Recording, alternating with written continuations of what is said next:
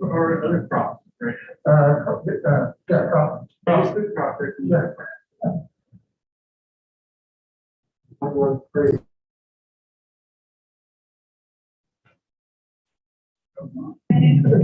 Or other crops, right? Yeah, crops. Crops. Yeah.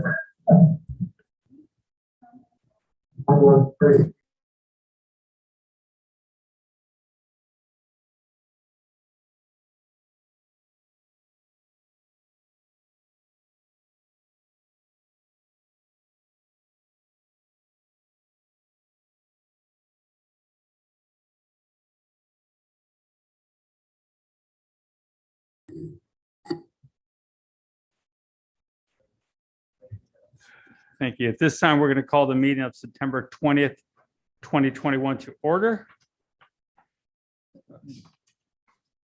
City Attorney, is there anything you want to discuss before we go into closed session? Only to say, Mr. Mayor, if the city council so moves, it will move into closed session to discuss the item agendized for closed session discussions, specifically conference with legal counsel, anticipated litigation pursuant to Government Code Section 54596.9, 5 potential cases. Thank you, Mr. Mayor. Thank you. Do we have any speaker cards? There are no speakers, Mr. Mayor. Thank you. Do we have a motion? So moved. Is there a second? Second. Second, roll call, please.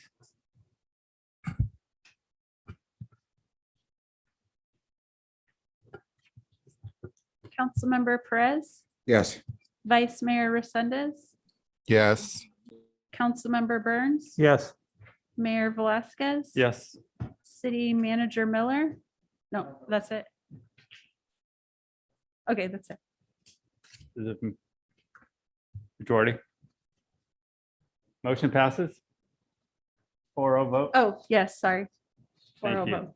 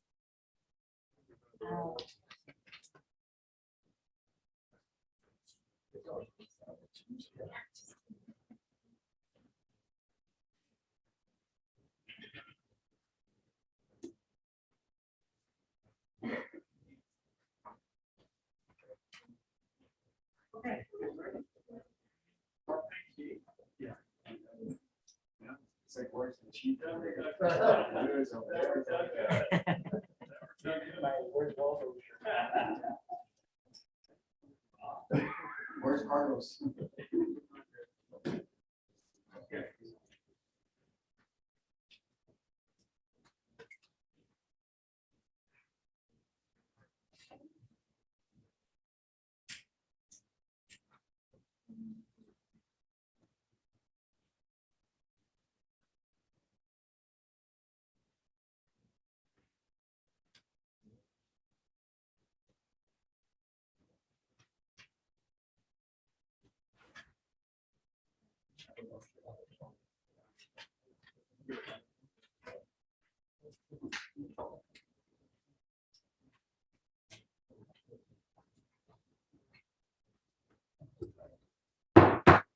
This time, we're going to resume the meeting of September 20th, 2021. Councilmember Perez, will you lead us in the Pledge of Allegiance?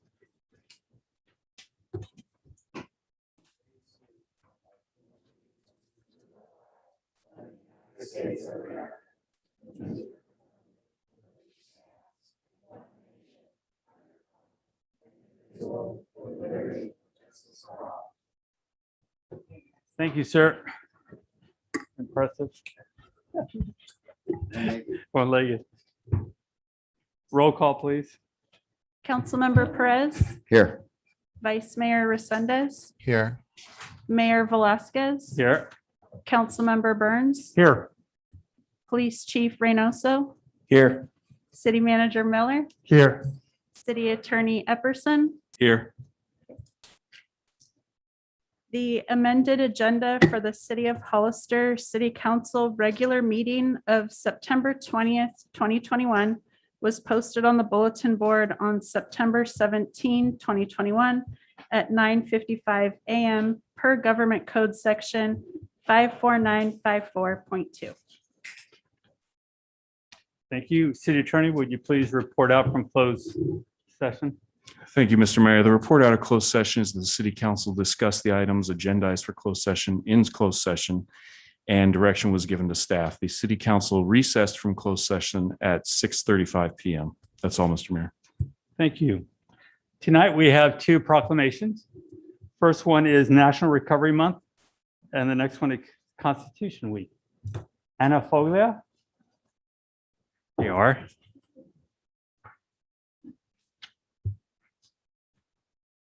Come on up. 6 foot away. How you doing? Good, good, good. Good to see you.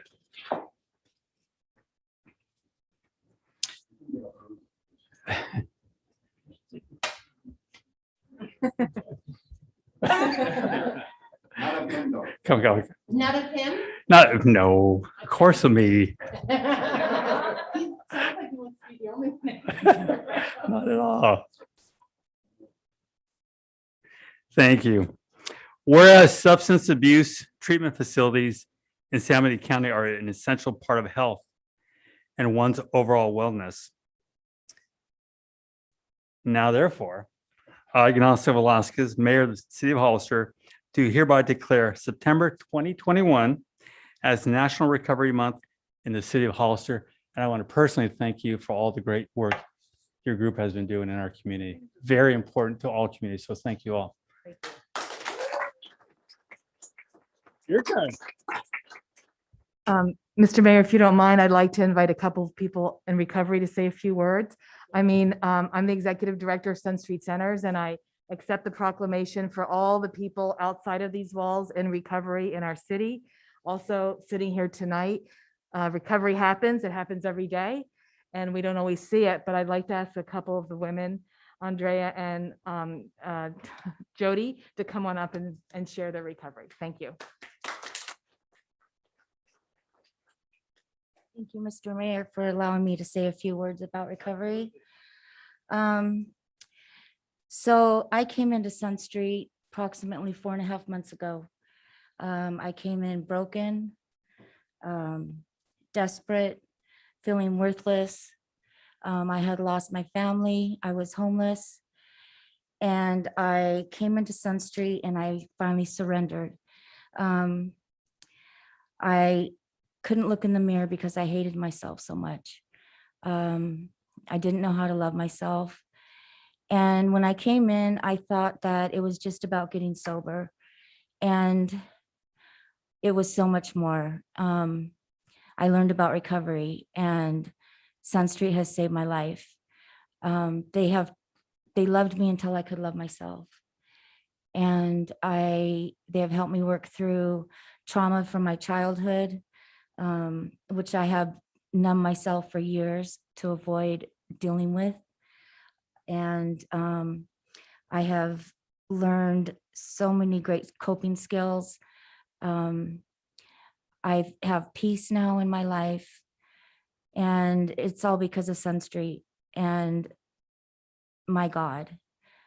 He brought me there. He helped me when I couldn't help myself. And I had no hope, and I didn't know what my future looked like. There were times when I didn't even want to live, and now I want to live. I have so much hope. I'm excited for my future, and recovery, I will always keep recovery first. I know that that's what I have to do to stay sober, and I just am excited to continue my journey. Thank you. Hi, my name is Andrea Ricard. Thank you for letting me share. Sun Street has given me a new lease on life. For the last 12 years, I've been struggling with addiction due to getting addicted to pills due to health problems. And it just progressed over the years. I started going in and out of jail and institutions, and my life just went downhill really, really fast. And on paper, I was a lost cause. And then I came to Sun Street and they just totally changed my life. I'm a different person. I've been there for almost 61 days today, and I have hope. And I'm actually fixing relationships with my family, and the staff there is just amazing. Sorry, I'm a little nervous. From the night staff to the director, they do everything they can to make you feel loved and to make you stay. And because of them, I know that I have a future now. And I'm just so grateful for Sun Street and for my new life. Thank you.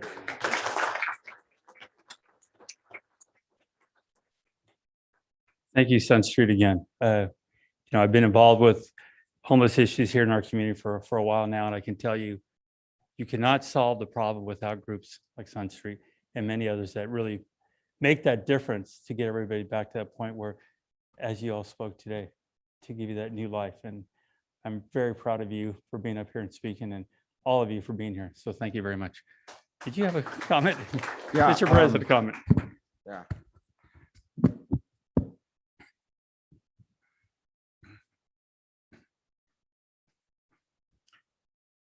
All of you, don't give up. You don't know what God can do in your life. You don't know what you can do. Keep it up.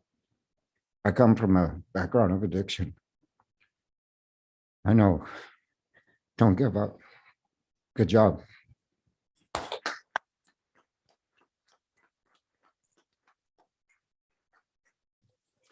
Tonight, we also have a proclamation for Constitution Week, but they're not here today, I believe. That's correct. I will read part of it. Whereas it is a privilege and duty of the American people to commemorate the 234th anniversary of the drafting of the Constitution of the United States of America with appropriate ceremonies, activities, and displays. Now, therefore, I, Ignacio Velasquez, Mayor of the City of Hollister, do hereby proclaim September 17th through the 23rd, 2021 as Constitution Week in the City of Hollister. Thank you all. I'll have it here for the city clerk to pick up.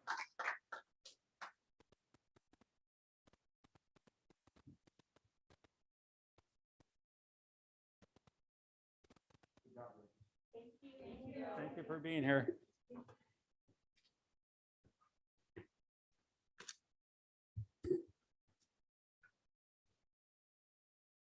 We are now going to move to the consent agenda. Are there any items council would like to pull? Do we have any from the public? We have no speaker cards. Thank you. Is there a motion? So moved. There's a motion. Is there a second? Second. Motion and second. Roll call vote, please. Councilmember Perez. Aye. Councilmember Burns. Yes. Vice Mayor Resendez. Yes. Mayor Velasquez. Yes. Okay, this consent agenda is approved unanimously. Thank you.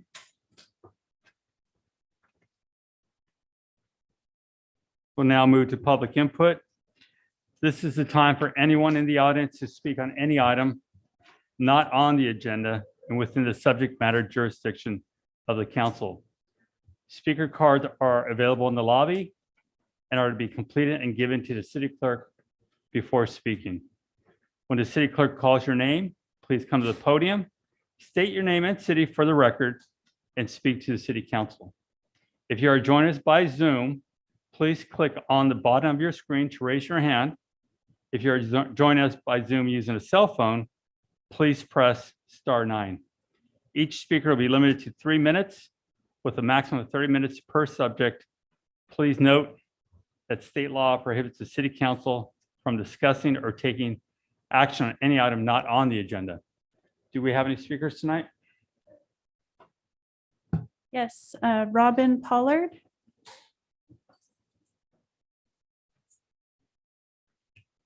Good there. evening, Robin Pollard Hollister. I came tonight to thank you for getting the bathrooms open, at least functioning at Park Hill. I know there's still a fence around 3/4 of it, but people can get into the bathrooms. And I know the mothers up there are really appreciating it for their kids. So I wanted to thank you for that. Also, I saw the bushes were cut at Maple, so you guys are on it. So I figured since you're being so proactive, I would come down tonight. And I saw about 2 weeks ago, the sidewalk sweeper was out on 6th Street. I guess you have a little machine that washes sidewalks. And I don't know if it just does the downtown area or how far that little machine is allowed to go, but I'm hoping that you'll do north of 4th Street on San Benito Street. It is part of the historic district. In fact, I brought the old map. This is the original layout of Hollister. And you'll see down here in the corner is where Park Hill is. And they purposely didn't sell those lots, meaning they even wanted it to be a public place. And maybe perhaps someday the historic district can expand as far as North Street and South and East and West Street. And perhaps something fun and community oriented can reach Park Hill as well. So that's my comments for tonight. Thanks again for coming right through for us. I appreciate it. Thank you. Stephanie Castro.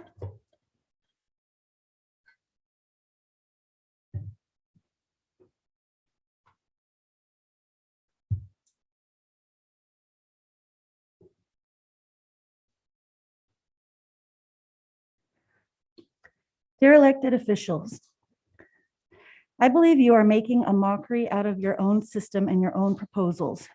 You are revealing to everyone that you are nothing but lying, deceitful scoundrels. Your initial proposal on April 19th was for a unity flag pole. Your initial proposal was for a single unity pole, not to exceed $30,000 on city property. When Rick Perez made a motion to place it at a different location at Dunn Park, he was told by the city manager that the proposal was for the city property location and that a motion couldn't be made because the vote and the agenda item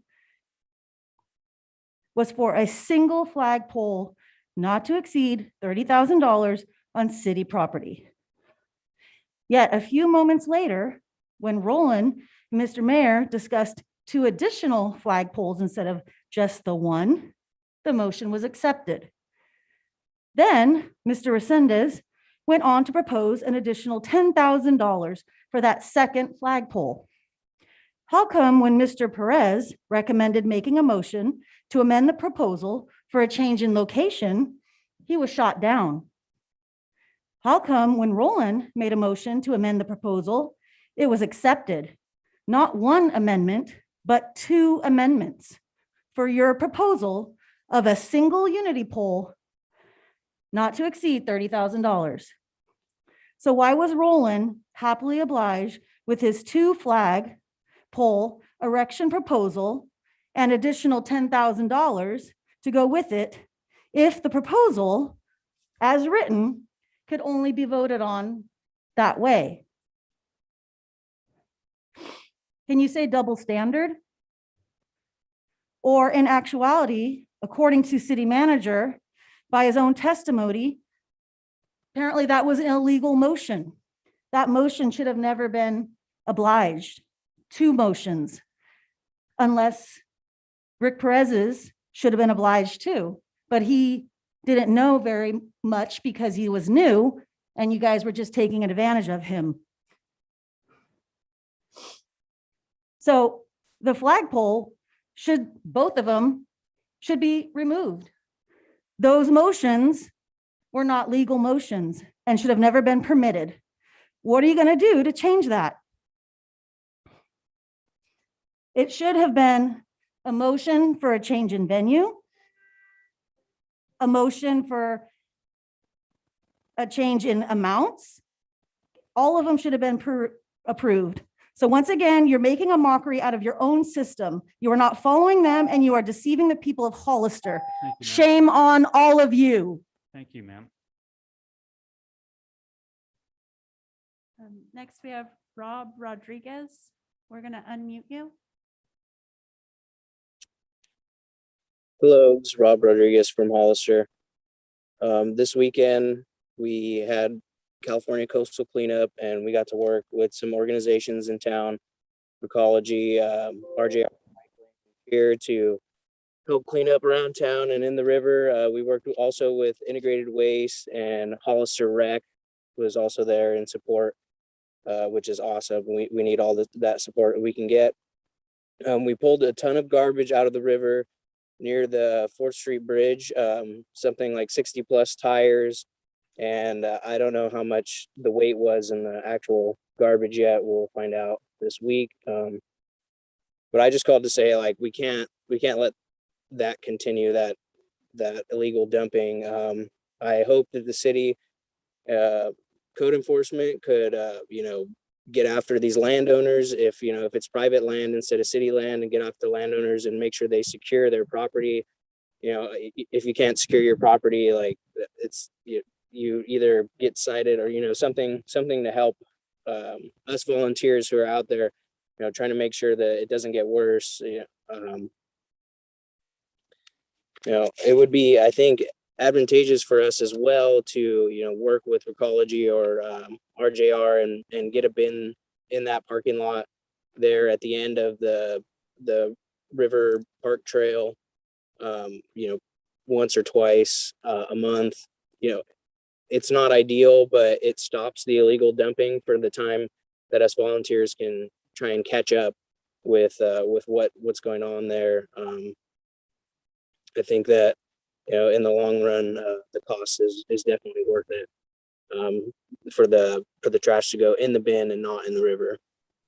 And then lastly, I'd just like to thank all the volunteers who showed up this past weekend, including those who cleaned the streets of Hollister. You know, thank you for helping us have clean shared spaces. I'm very proud of our town that we could come together, you know, in a way that is positive, you know, show that we're strong, resourceful, and a very cohesive community. Thanks for the time. Thank you. Next, we have Elia Salinas. We're going to go ahead and unmute you. Hi, thank you, Nova. Good evening, Mayor and Board of City Council. Just a couple of things real quick. Is there an end? I want to know if there's an end date to the scooters. A couple of weekends ago, I saw kids were enjoying them. I thought it was great that they were enjoying them. They were on the street. They didn't have helmets, but that wasn't the issue. The issue was that I was driving slow because they were ahead of me. They were enjoying themselves. I was being cautious, but a car behind me passed me up and speeded right between them. And I thought it was going to be a horrible experience for somebody I thought somebody was going to get hurt. So I'm just wondering what you guys are planning with regards to it continuing. The light, this is for city manager. He's aware of since April that the light for the crosswalk on West and 4th Street is out. I understand that there's a part missing, but that's just an accident waiting to happen, especially you've got county employees crossing the street there and people going to the courthouse there. On October 2nd, I am currently in the process of getting a rally together for in support of women's reproductive rights. And just so that if you guys want to join, I'm hoping I'll have everything done and taken care of by Wednesday so I can get permitted for that. It'll be at the Vets Memorial, the park area, the grass area. Let's see. I wanted to discuss with regards to, it's just not about women's reproductive rights. It's already starting that the state of Mississippi is considering an abortion restrictions that it's going to include also the LGBTQ marriage and bedroom privacy. So they're wanting to take us backwards instead of where we are now. We should be moving forward. So I'm hoping that I'll get your support to be there. Also, there's a second cannabis dispensary that was approved a few years ago. The owners of the permit people have been trying to sell it. It has not been come to fruition. I would really like for the city council to bring that up for discussion and possibly put it up for bid. Have people that can bid again and go through the process of trying to get the permit to open up a second dispensary would be really appreciated by the licensees, as well as, you're not supposed to sell the license, and the people that have the permit have been trying to sell it for a few years and have still not been able to do it. So thank you for letting me speak. Thank you. Next, we have Carol Lenore. Carol, we're going to unmute you. Good evening, Council, Mayor. I want to echo the same concern as Elia. I now have to be very careful on my sidewalk because I almost got it last week from a scooter going very fast, over the 15 miles an hour on the sidewalk. It's dangerous. I also want to report that I see kids driving them with no helmets on. I wanted to know, are they supposed to have protective gear on their head? I'm sure the kids must and should. I guess I thought it would be the same as like a motorcycle. They have to wear helmets. So nobody's wearing helmets. And they're driving them at night and they're driving them on the sidewalk. Unfortunately, I live downtown. So I really hope that I don't get hit on the sidewalk. Thank you for your time. Thank you. There are no more speakers, Mr. Mayor. Thank you. We're going to now move to item D1, City Manager's Report. Yeah, thank you, Mayor. So we'll work with staff. The sidewalk sweeper we nicknamed Bubbles. So we'll have Bubbles look at going north of 4th Street to clean that area. We also just during our department head meeting today, actually just talked about the river cleanup, and we're working on a date to clean up that area also. And then it's kind of a reminder that scooters are supposed to be ridden in the bike lanes. And then, yeah, Elliot Salinas is correct. The 4th Street crosswalk, we are waiting for parts. It's an older system. So we might have to just come back with a solution of replacing that if we have to. If I can, sir, I'd recommend, this was the underground, in the asphalt, Right. that we just go with the signs that are powered by solar with backup. It does work much better. That's what I think most communities are doing now. I think people are getting away from the ones placed into the asphalt. Okay, I'll work with staff. Too expensive and they break down and you can't Yeah. do anything about it. Is that it, sir? That is it. D2? Nothing at this time. Thank you. We're going to now move to item F1.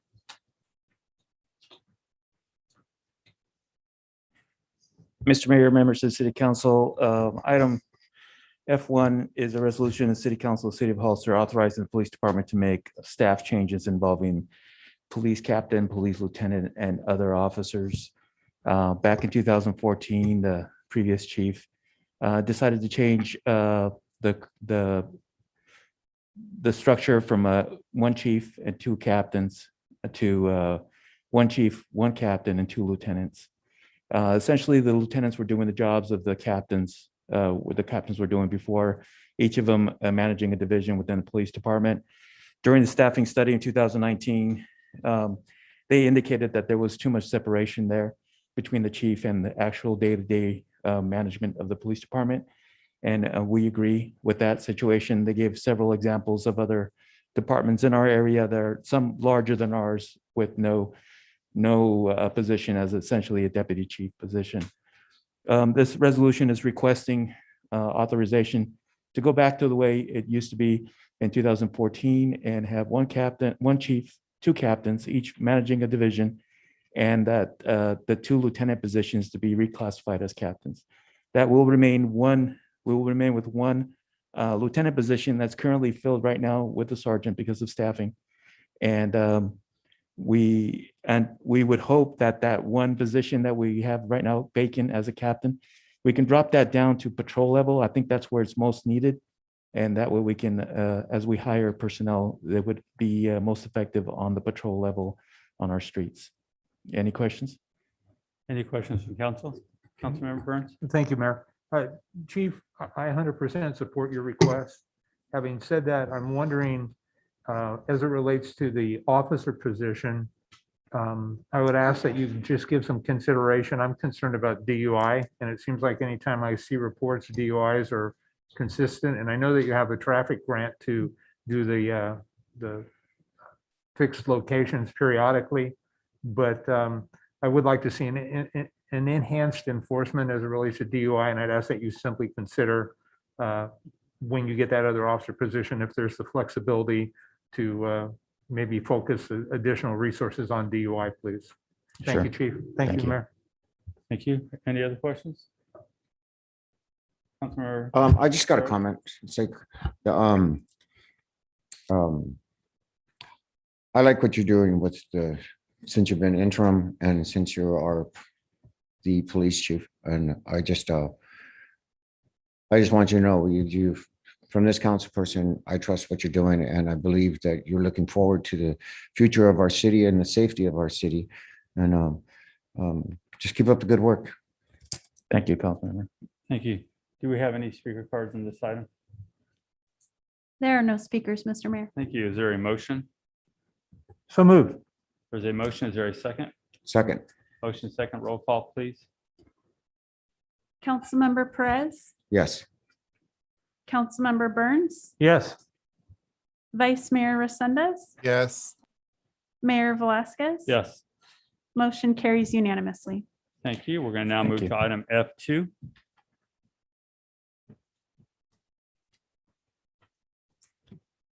Thank you, Mr. Mayor, members of the City Council. Good evening. Abraham Prado, Development Services Department, Interim Director, Planning Manager. The item before you is a resolution of the City Council authorizing the execution of Amendment Number 2 to the Professional Services Agreement between the City of Hollister and Four Leaf. Four Leaf is the city's building department at the time. Exhibit B of the Professional Services Agreement, titled Compensation, would be amended with the approval of this resolution from the current agreement, which indicates that 65% of the fees for each building permit would be provided to Four Leaf and 35% would be provided to the City of Hollister, to 57.5% to Four Leaf and 42.5% for the City of Hollister. In summary, Four Leaf would be reducing its percentages of fees collected for each building permit 7.5% to from 65% to 57.5%, and the city's percentage would increase 7.5% from 35% to 42.5%. Staff recommends the City Council approve resolution number 2021-186, authorizing the mayor to execute amendment number 2 to the professional services agreement by and between the City of Hollister and Four Leaf. Do you have any questions for staff? Do we have any questions from council? Mayor Councilman Velazquez. Thank you, man. So, Mr. Prado, I have probably a brief laundry list of questions. And so by approving this agreement, in essence, the only thing we're actually approving is the reduction in fees that we pay them and the benefit that we receive as a result of that? That is correct. Okay. All right. I wanted to be clear on that. In reviewing their contract, and maybe this is a better conversation for another time, but I did have a variety of questions, some more technical, some more simple, I believe. But the first question I have is, it appears in the contract now that they actually provide fire plan check service as referenced on page 193 of the staff report. Is that correct? Yes, so Four Leaf does provide services for the inspection of the plans, yes. So I guess my question is, why would we outsource that when we could take that responsibility on within our fire department? And my understanding is the fire department participates in certain elements of development already. And so I know at one point the fire chief had asked for 2 additional positions. And I know at some point we're going to talk more in depth about that. Sure. But in my mind, it makes perfect sense for the fire department to take on that responsibility. And I see that the interim or acting fire chief is standing behind you. So if it'd be more appropriately answered by him or by both of you, I'd welcome your responses, please, gentlemen. Sure. Thank you, Mr. Mayor and Council. I am Charlie Bedolla, your acting fire chief. That's a good question. They do provide that service, but we don't utilize it. We take care of it ourselves. We do contract, and we have our contractors that we work with. That's a lot more cost efficient for us to do it that way than through Four Leaf. Okay, so then I see it's in the contract. So does that mean we're paying for it regardless, or does that need to be changed in the contract as well to accurately reflect the agreement between the city and Four Leaf? That's just their general overall, what they provide for that. We always have that option because they are one of our vendors that we do utilize and contract employees. But if anything were ever to happen, we might be able to utilize them if we want. So we have 3 different ones. So they don't pay, we don't charge for anything. we don't pay them for anything. Okay, all right. Then it makes sense to me now that it's been explained. It wasn't, as I read it, I didn't interpret it that way. And a lot of the stuff, the smaller stuff, that doesn't need as much, we're doing it in-house ourselves. So we're collecting all those fees 100% for us in-house. Okay, and that's my preference. Yeah, so, just to add, Councilmember Burns, there's different services that they do provide. One of them's been code enforcement. We've had both of our code enforcement officers out at one time, so we were able to contract with them to help provide that service when they were out. Okay, So it's thank just- you. It's just a service that they Okay, will provide. I did see that on their fee schedule as well, and that was something I was going to ask about. So thank you for clarifying that. Mayor, did you want to follow up on this before I have a? You go right ahead and Okay. I'll ask Okay. Charlie a question about Okay, something. all right, thank you, Mayor. I'm also curious on the E&O insurance. I recognize that it's a $1 million coverage. And in my experience, personally, $1 million seems like a lot of money, but in my experience professionally, it seems to be grossly underinsured. And I'm wondering how we came to $1 million agreement. Frankly, my preference would rather be to see us protected for probably about $5 million. And again, I'd like to understand that better. I can answer that. I mean, when we did go to them, one thing we asked about was the change in the fees. We probably should have revisited the insurance. I do agree with you. Our risk pool is requesting that we start getting our insurances up to $2 million. And that their feeling is also is 5 million is where in the very near future is where we should be at. Thank you. In reviewing the contract under item number 12, it talks about a one-day turnaround, and I'm encouraged by that. And I'm just questionable or wondering, have we ever audited that promise for compliance and for accuracy? Do they always Yes. hit one-day turnaround? Yes, thank you for that, Council Member Tim. Yes, so essentially the one-day turnaround is if somebody wants to do an inspection, they call within 24 hours, and then the only thing is we cannot be for certain at what specific time. We just basically say AM or PM, and then if it's in the morning, for example, between the hours of 8 AM to noon, we have the building department schedule its routes for the inspectors to be able to go from one place to the other, whichever is closest, to try to avoid having to go from one section of town to the other. We try to schedule them to go kind of in order. And so we give them an approximate time, but that's essentially, it's been that way 24-hour, and even I've even seen sometimes exceptions for the same day if urgently needed, but that's been usually the case with the building department. Okay. And then with relation to number 16 on their list, which talks about stop work orders, who benefits financially, and do they single, double, triple, or quad fee? And who determines what penalty? My personal experience is people are often more inclined to want to ask for forgiveness than for permission. And there needs to be a cost to that. And I'd like to know more statistics as it relates to how often does that happen and how is that figured out? Sure, definitely. Usually if it's the building department that's seeing that there's a violation, or if there is a report that's being called for somebody doing construction without a permit, or somebody out on the work site that's doing certain work that is causing there to be a violation, such as the accumulation of dust or so forth. Usually if it's the building department or the public works inspectors, they would go out there and they would see if they verify that there is a violation, then they would call code enforcement. Code enforcement would come in and issue the stop work order. If there is a violation, the violation would be that there is a fee. If a building permit would have needed to be taken out that wasn't taken out, then there's a double fee cost for the actual cost of the permit, and then the violation is essentially the double fee for the violation. And if a stop work order is necessary, then a stop work order would be issued as well.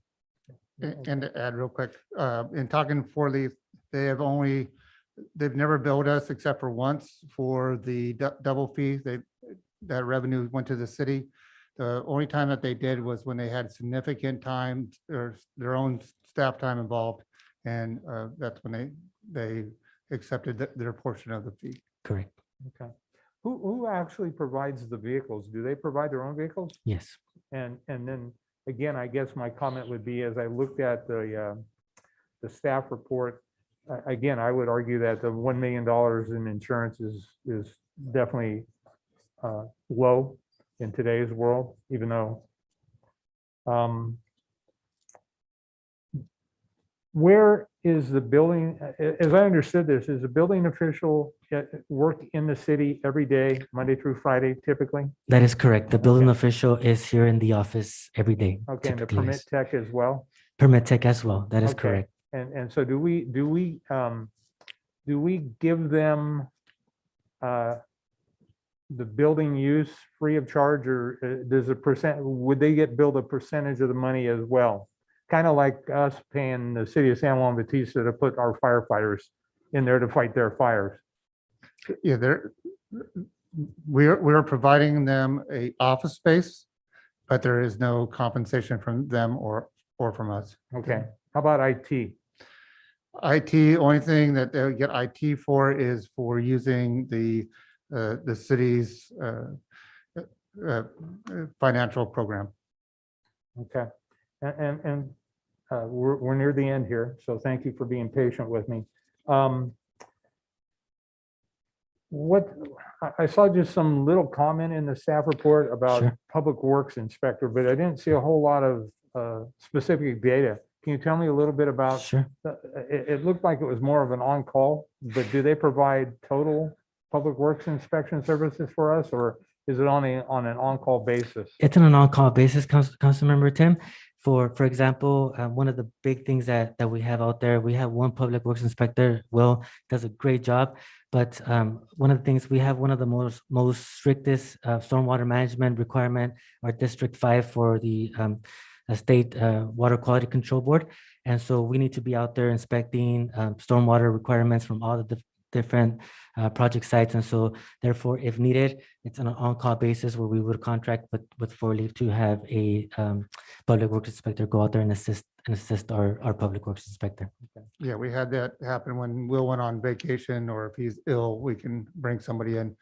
We are going to be bringing something to the council in the near future because Will does need that second person. Yes. I would agree. I'd rather see in-house staff than Yes. opposed to outsource. With regard to the 35% we currently receive, which will, if this is approved, will become 42.5%. What happens to that money? It goes directly into the general fund to be discretionary funding. Okay, and I know that when we talked about contracts, I don't know, month and a half or so ago, was one of the questions I raised that I don't recall receiving a response to at this point was the total number of inspections 4 Leaf runs on an annual basis. As I understand, the initial contract for 4 Leaf is for like $650,000. And so simple math in my mind, if they're getting 65% of the take, that would suggest to me that, you know, we're seeing about 350 or so. And so that'd be about $1 million. And that's dirty math, I know that. But I would like to know how the inspections prorate, because I've made it really clear that I would prefer to have an in-house staff to outsourcing this.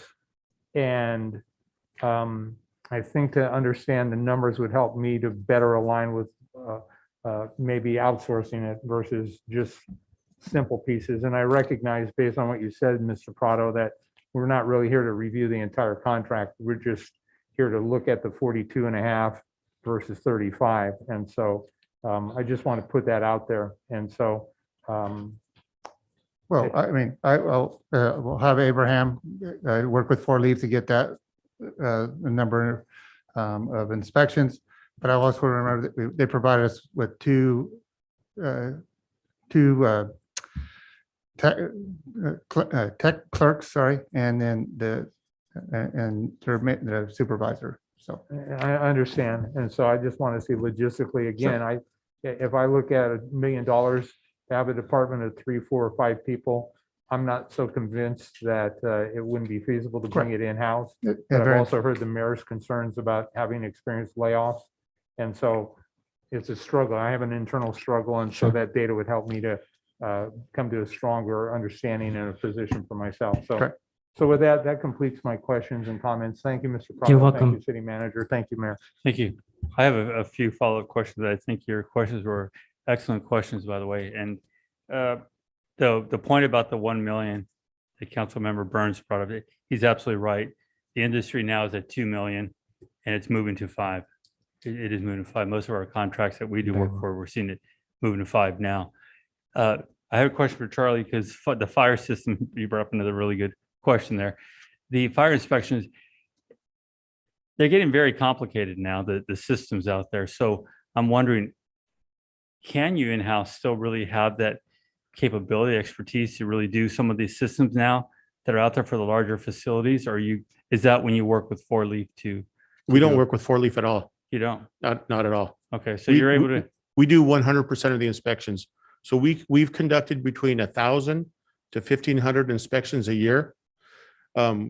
We spend probably between $10,000 and $20,000 in our plan checkers, but we're bringing in over $400,000. So that's all we're spending on plan checkers. Oh, so plan checkers means somebody, you're outsourcing that. Okay, that's what I was. Our other asking. contractors that we do. So Gotcha. the easier plans we're doing in-house, the more complicated ones like Amazon, I sent them out to my plan checker. Okay. And they're really, really reasonable price on their. Yeah, that's what I was looking for because for even my own company, we used to have in-house, but they become so complicated now that we're outsourcing this work because not the fire system, but you have the two-way systems and you have the ERC system that I don't know if that had to go into the Amazon, but I know we're going to be doing a building here in downtown that I'm sure it's going to need these things. So I want to make sure we're aware of that and making sure they're being installed in a.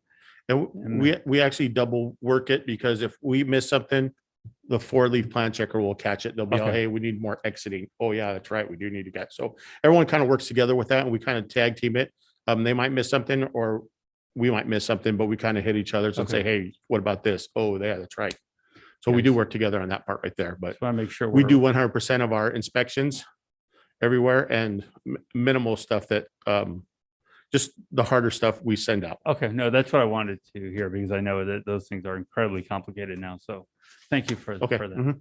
That's still I have. And I agree with so many of your points. And for me, as far as in-house or out contract, it really comes down to how steady are we for the next 10 years and so on, because then it starts to make sense because if it's going to slow down a bit. We know that's coming. These are what we need to be aware of. But if we know it's steadiness for 10 years, I'm absolutely agree with you. So, any other questions from council?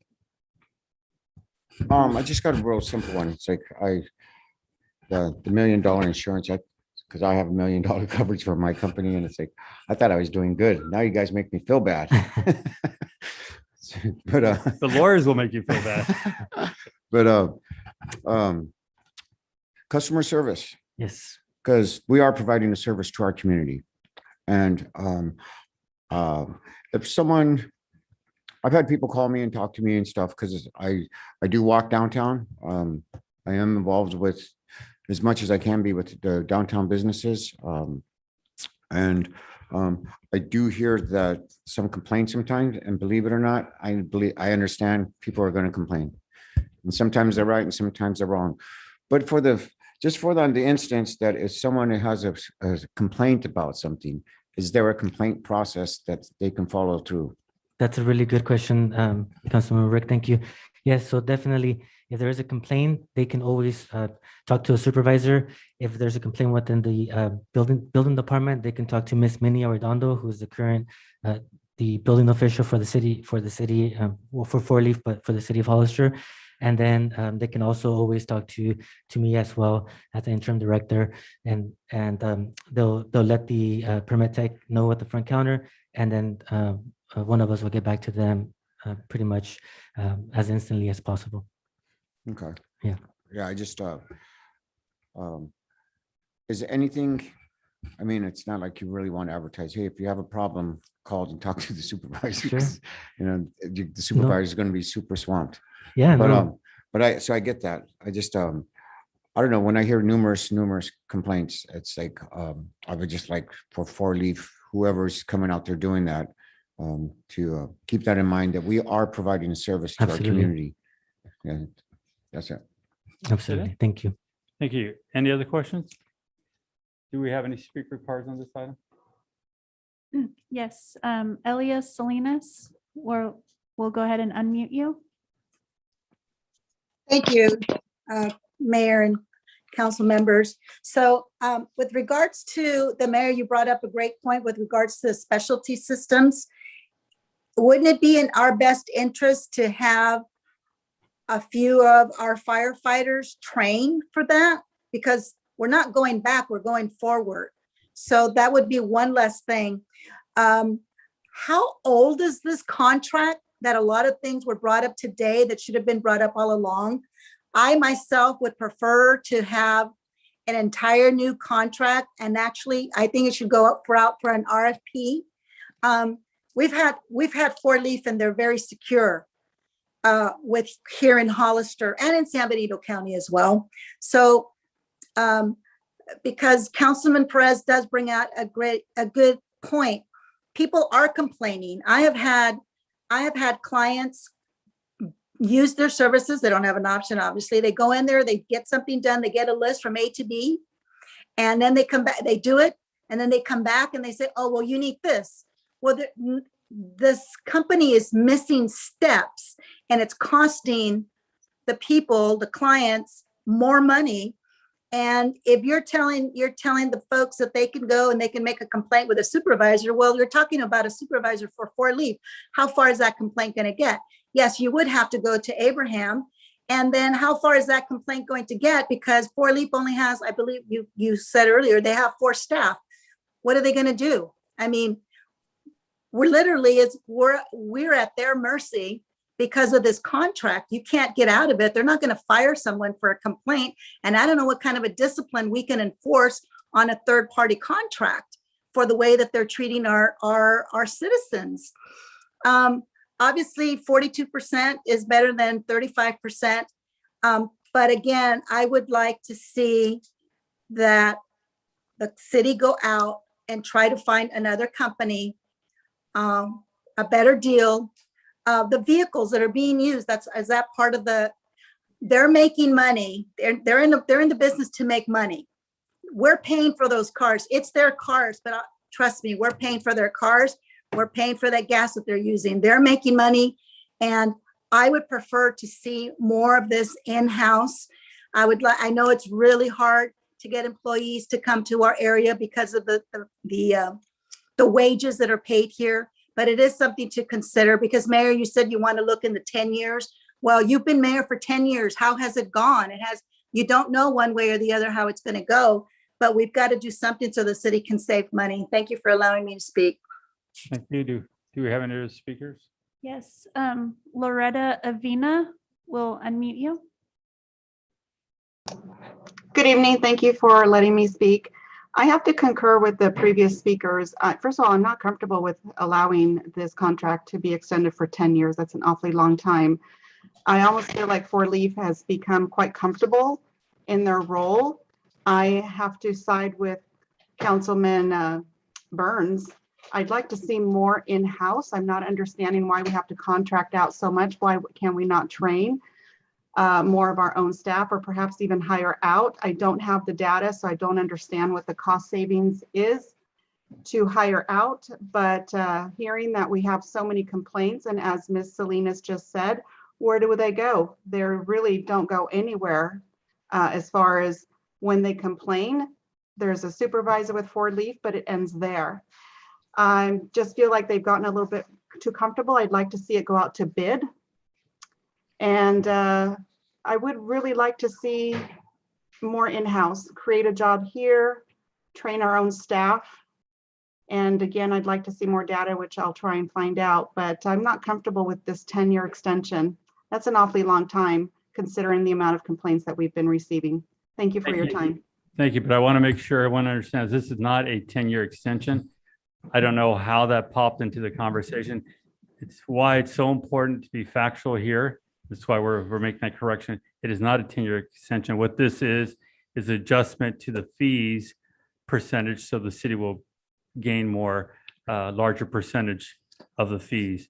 There's many conversations about what I heard earlier about what we can do, can't do. I can tell you again, in this industry, it changes so fast with these codes that some of these companies, what they do, they have experts in a place that they have to stay up on all these codes, take exams constantly to keep up with the changes, as I mentioned with the fire chief, and his department uses some of the experts too to analyze some of these plans. It's not something as in the old days where you can just read them over the counter and make an approval. Can it be done? Of course it can be done.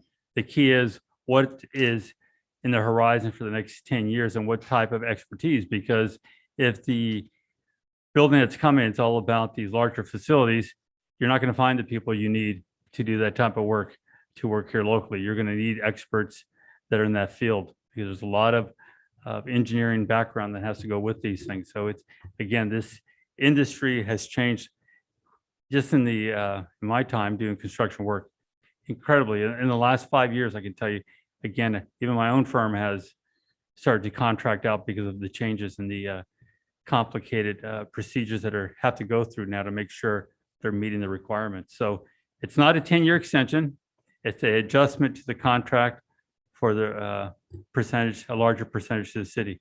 And as we move forward and have a better plan with our general plan being done, then we can have a conversation about where are we going in our community in growth.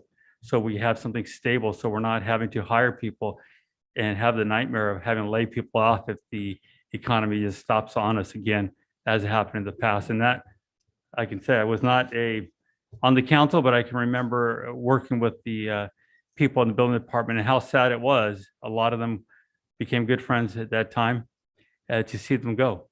So we want to make sure we're doing things right. And I do think what I see right now is being done right. Of course, I heard accusations of a lot of complaints. I got to tell you, I'm not hearing a lot of complaints. And I think it's important to understand if there are complaints that they should be tracked, what those complaints are, because that's the important part. Because sometimes I'll hear, what I do hear sometimes is the city is so hard to work with, they want you to jump through hoops to get your plans approved. I said, that's part of the process of submitting plans, is making sure you're doing it right. And then I'll get the response, well, I told them I'll come back and bring the other part later. It does not work that way. The old days it might have, today it doesn't, and it should never work that way. You have to bring a complete set of plans that meet today's codes and today's standards, not you can trust me, I'll be back with some scratch paper to show you what we're going to do. It doesn't work. No. So that's what I would say on that. Councilman Burns, I see you have your finger on the button. I did, thanks. City manager, when does this contract term, or is this just ongoing? It is an ongoing contract, and I believe where the 10 is coming from is that we can cancel this with a 10-day notice. Okay, understood. And so I would kind of like to sample the market at some point. And I'm not suggesting immediately, but I know that we've had the conversation about other professional contracts. And my recollection, and as it relates to others, was within a 3-year window that it goes back out for an RFQ, RFP. And so I would like to have a more in-depth conversation, because it might turn out we're just getting one terrific deal, but it might also be that we're, I won't say being had, because I don't believe that by any means, looking at the rates that they bill out. They're very consistent within the industry, and I think they're probably very highly competitive. But I would like to see us move to understand the market better, so that we do have a better sense that we're getting a fair deal, not necessarily better or good, but fair deal. And fair enough. so, maybe at a follow-up conversation, I don't want to take this conversation too far off track. I originally was not inclined to want to vote for this, but since it's simply about increasing our percentage and reducing theirs, I just think it, for the here and the now, this makes perfect sense. So I'm going to support this, but I would like to see this come back with a public conversation about an RFP or RFQ. And this contract's been in place for how many years? 2012. 2000. So this thing has been in place for 10 years. Mhm. So I would argue soon, as opposed to 3 years from now, to just, understand the market better. Thank you. Appreciate that. You're Thank welcome. you. There's no other speakers? Correct? Correct. There's no more speakers. Thank you. Is there a motion? Mr. Mayor, I'll make the motion, but I would like to make the friendly amendment that we increase the insurance to $5 million as requested by yourself and Councilmember Burns. I think, can we do that on this item? Because it's not pointed out. I think that's something we could probably bring back and I think it would need to come back, Mr. Mayor and Councilmember Yeah. Zendes. Yes, and the reason is because it's what's before you is already drafted in there. So you can opt not to approve it, or you could approve it with a request that it come back to consider increasing the insurance requirement. I think. that would And probably- add, we're going to bring an RFP in the near future. We'll make that a requirement, is that they have to provide that insurance amount. And I would agree with Mr. Burns. I think, after 3 years, I'm fine, or 5 years with some of these contracts to make sure the market we're within that's what all contractors do. We have to Correct. bid these things and make Sure. sure we're getting the right price. So Understandable. Very well. Okay, then I will make my motion as presented by staff to approve. thank you, sir. There's a motion. Is there a second? Second. Motion and a second. Roll call, please. Councilmember Perez, Yes. Councilmember Burns, Yes. Vice Mayor Resendez, Yes. Mayor Velasquez. Yes. Motion carries unanimously. Thank you. Thank you, sir. We're going to now move to item F3.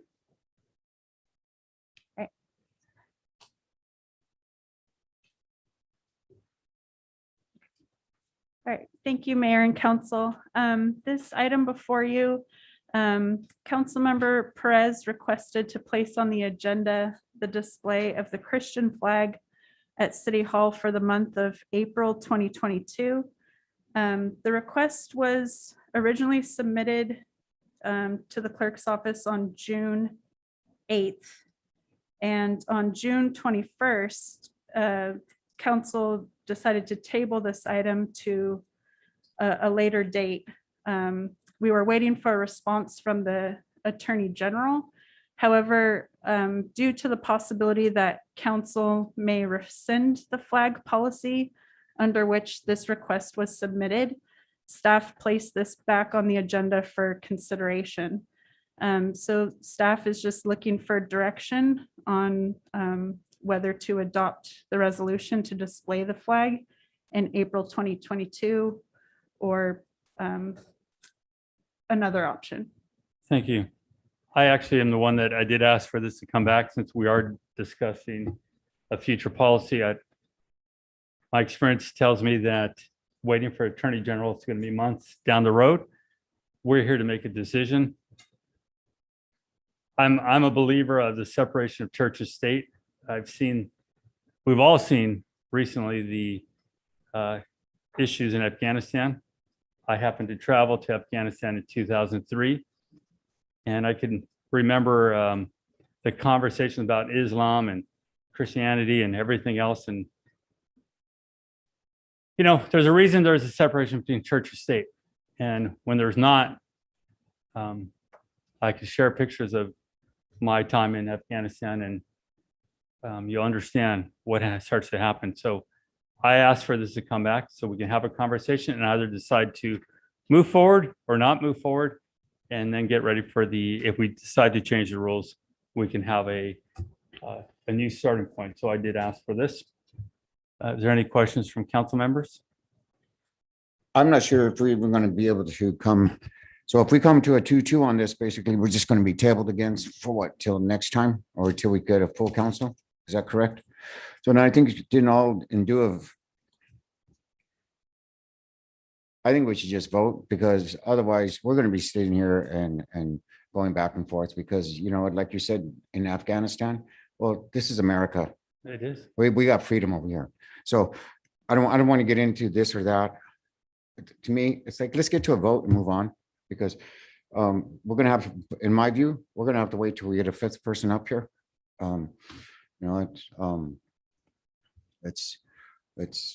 I don't know. Me personally, I'm pretty sick and tired of this whole flag issue. It's like the whole application process, the whole everything. And I don't think well, I'll wait till the next item. So I just move that we just make get some public input, make a vote and move on. Sure.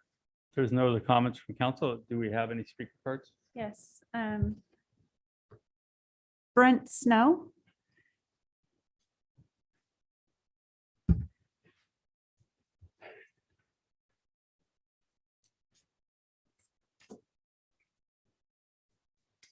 Good evening, council. I would like to express my appreciation to council for your public service and the resolution tonight on the importance of recovery. I pastored a church that was involved in that, and I know the value of that. So thank you for that resolution. Thank you also for recognizing the Constitution of the United States and the Constitution Week. Well, I'm aiming for a unanimous vote here tonight on the Christian flag for the following reasons. First, the Christian flag represents the citizens of Hollister. The application had the support of over 120 members of the Christian community here in Hollister. And it has the support of many of my pastoral friends and clergy members who urged your support via email and an open letter in the Benito link.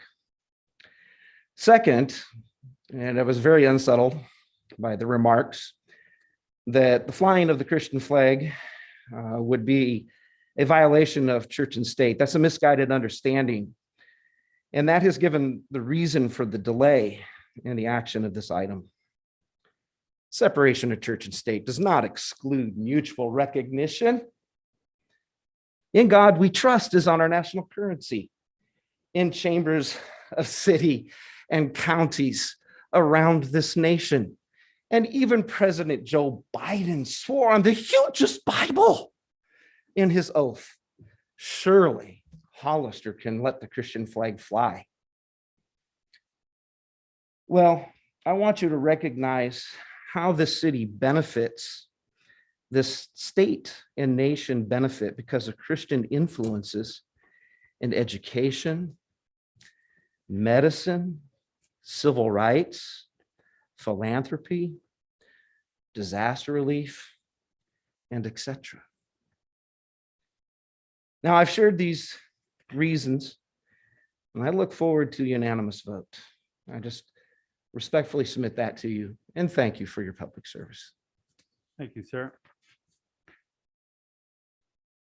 Next, we have Tony. Not sure on the last name. Everyone.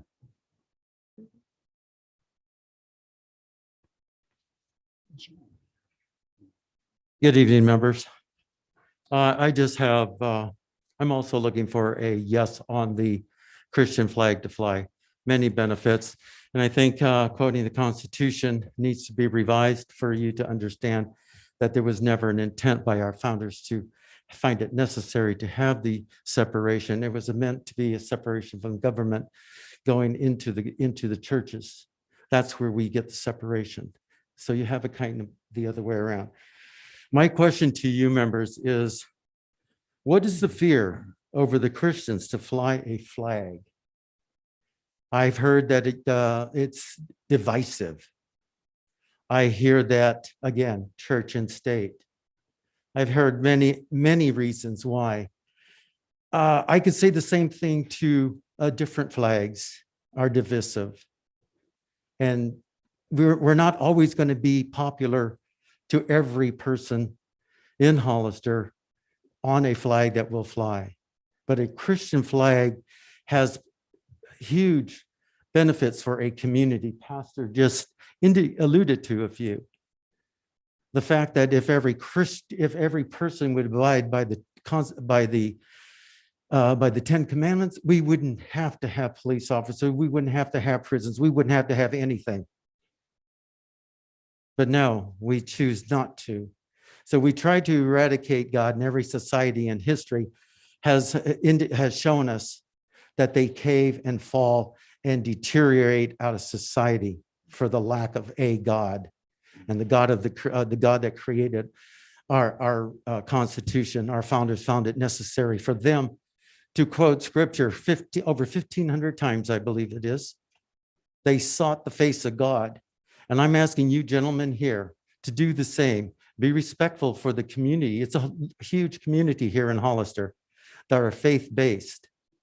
And I know a few of you attend certain churches, and that's a good thing. So not against any other reason, but I just like to know why you up front here have fear over a flag that represents Christianity, that represents our creator that put us on this planet. And it's our rights into the Constitution of the freedom of religion. So again, I'll go along with Pastor. Please do a yes vote on the Christian flag. Thank you for your time. Thank you. Sandy Patterson.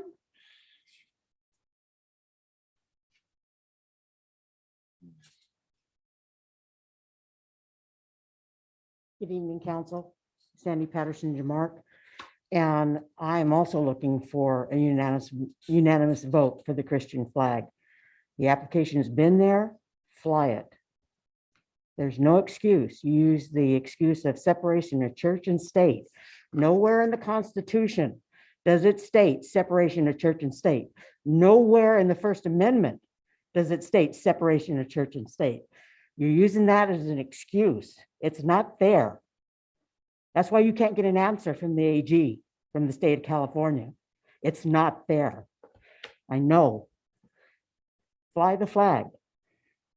The Christian flag was adopted by the United States Federal Council of Churches in 1942. If the United States Federal Council of Churches can adopt the flag and fly it, why can't you? Quit doing excuses. Fly the flag. The application has been there. The only flag you've flown is the pride flag. There's a Christian community here that's not liking this. You didn't even have a policy. Now you're going to rescind the policy? Fly the flag. Quit using excuses, because that's all you're doing. And the Christian flag has been around unofficially since 1897, September 26, 1897. Fly the flag. Do what's right. Thank you. Thank you. Next, we have Stephanie Castro on Zoom. We'll go ahead and unmute you.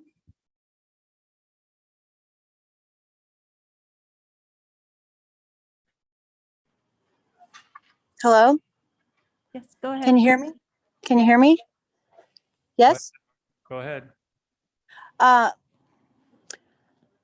Yes, this is ridiculous that we're going back and forth on this because you have a problem with religion. The discrimination clause specifically states that you approved of and that you put on your own application that you are not going to discriminate on people based on religion, sex, sexual orientation, etc.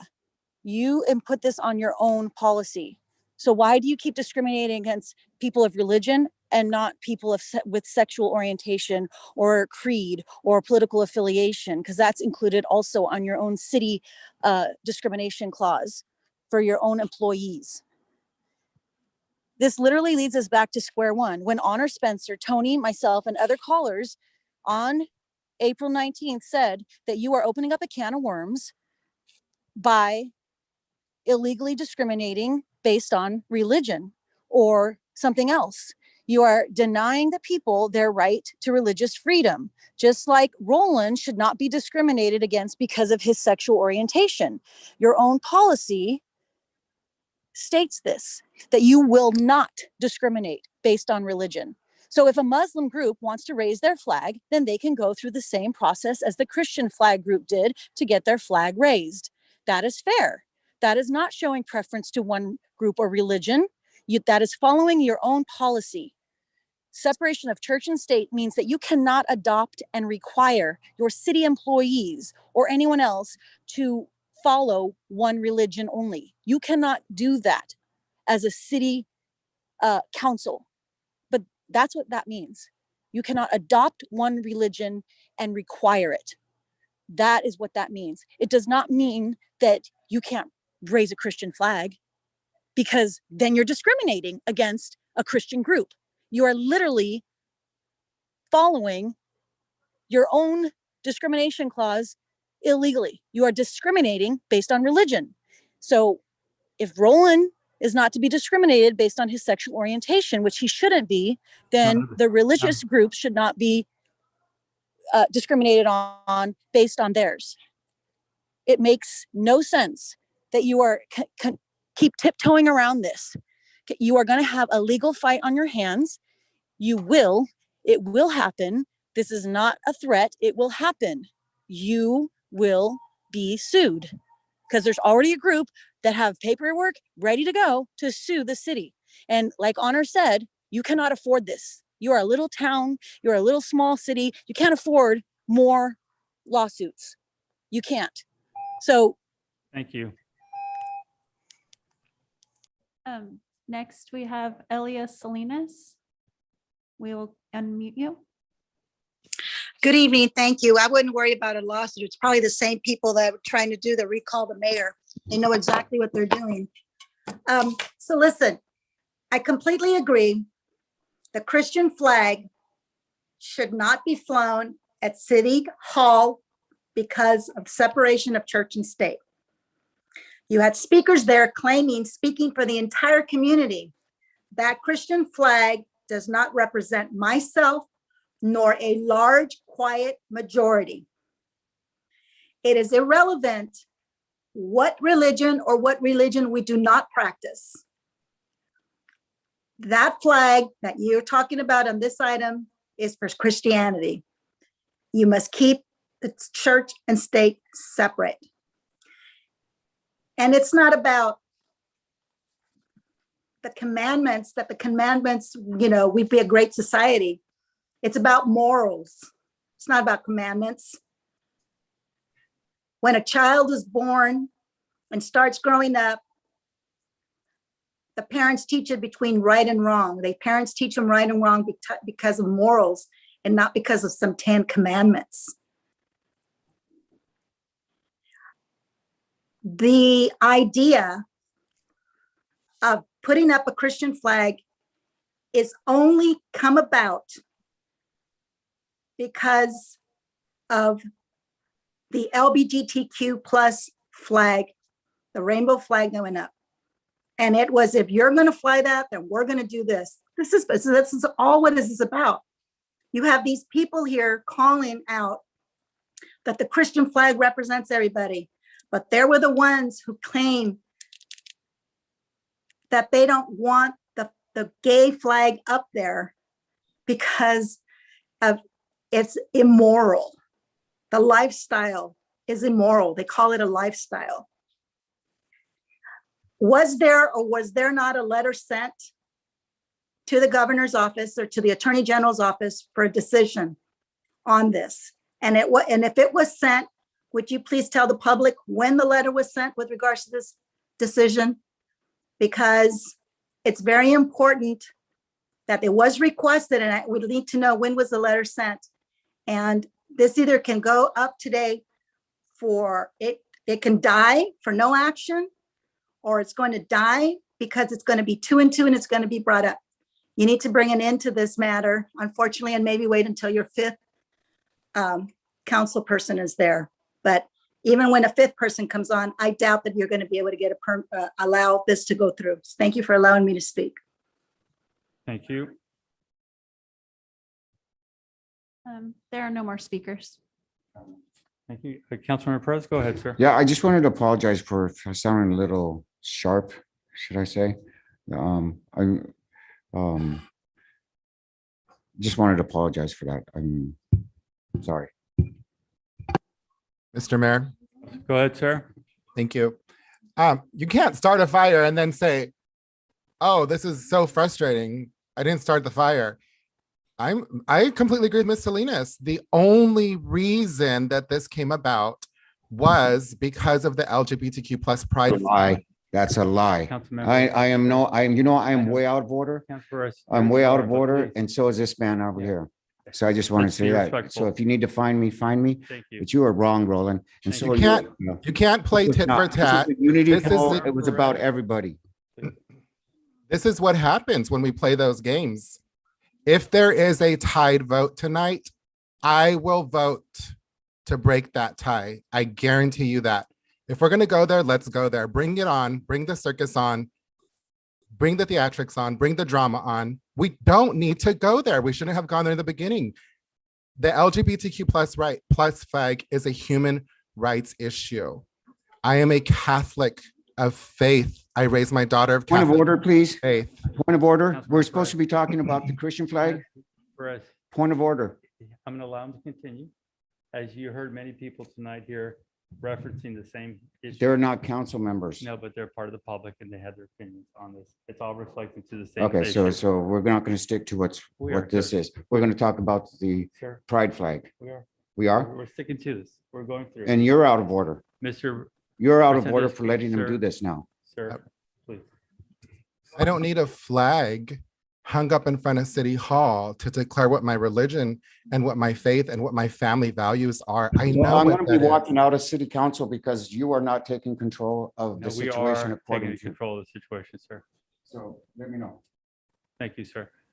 So Mr. Resendez, the point I'm trying to make is there's a huge difference and we should never have gone there. Look at the division, the anger, the resentment that this has caused.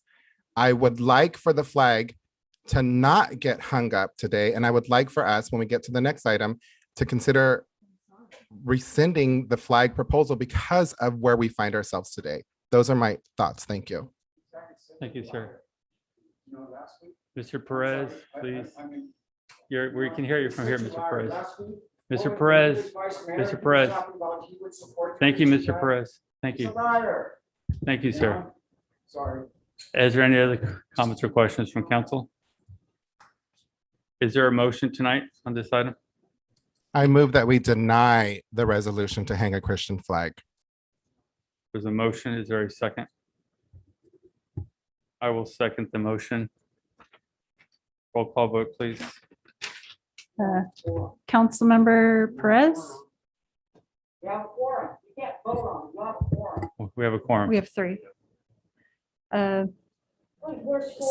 City Attorney, what do I put for Councilmember Perez? Is it recused or abstained? Well, he's returning, He's returned. so let's see how he wants to vote. Excuse me, ma'am. Ma'am, public comments closed. Thank you. Please.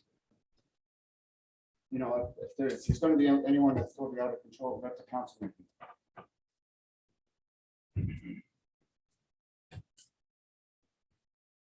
You're wrong. You're totally Sir, wrong about it. Please. And this is not, this flag is not, has nothing to do Sir. with any other flag. We Close it. Now we're voting at this point. Okay, and then as soon as I'm finished, you can vote.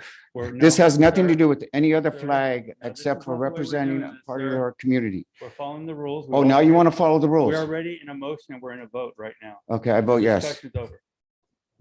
Wait, can we repeat the motion Um, since? Yeah, the motion by Vice Mayor Resendez was to deny the resolution and it was seconded by the mayor. So now I'm doing the roll call vote. Councilmember Perez, So this is to deny the resolution? No. No. Councilmember Burns, No, Vice Mayor Resendez, Yes. Mayor Velasquez. Yes. So it was a 2-2 vote. Motion did not carry. So it did The- not carry, but does it continue? Well, the motion does not carry, so there's always an option for a council member to make a different motion or to move on to the next item. Okay, I'd like to make a motion. Go ahead, sir. I'd like to make a motion to approve the request. There's a motion and a second. A second.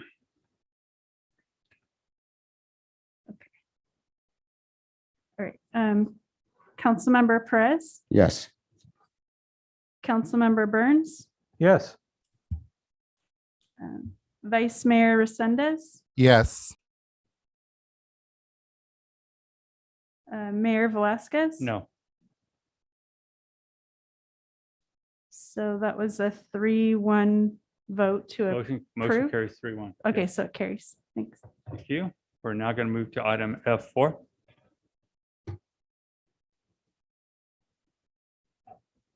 That's also me. Okay. Okay.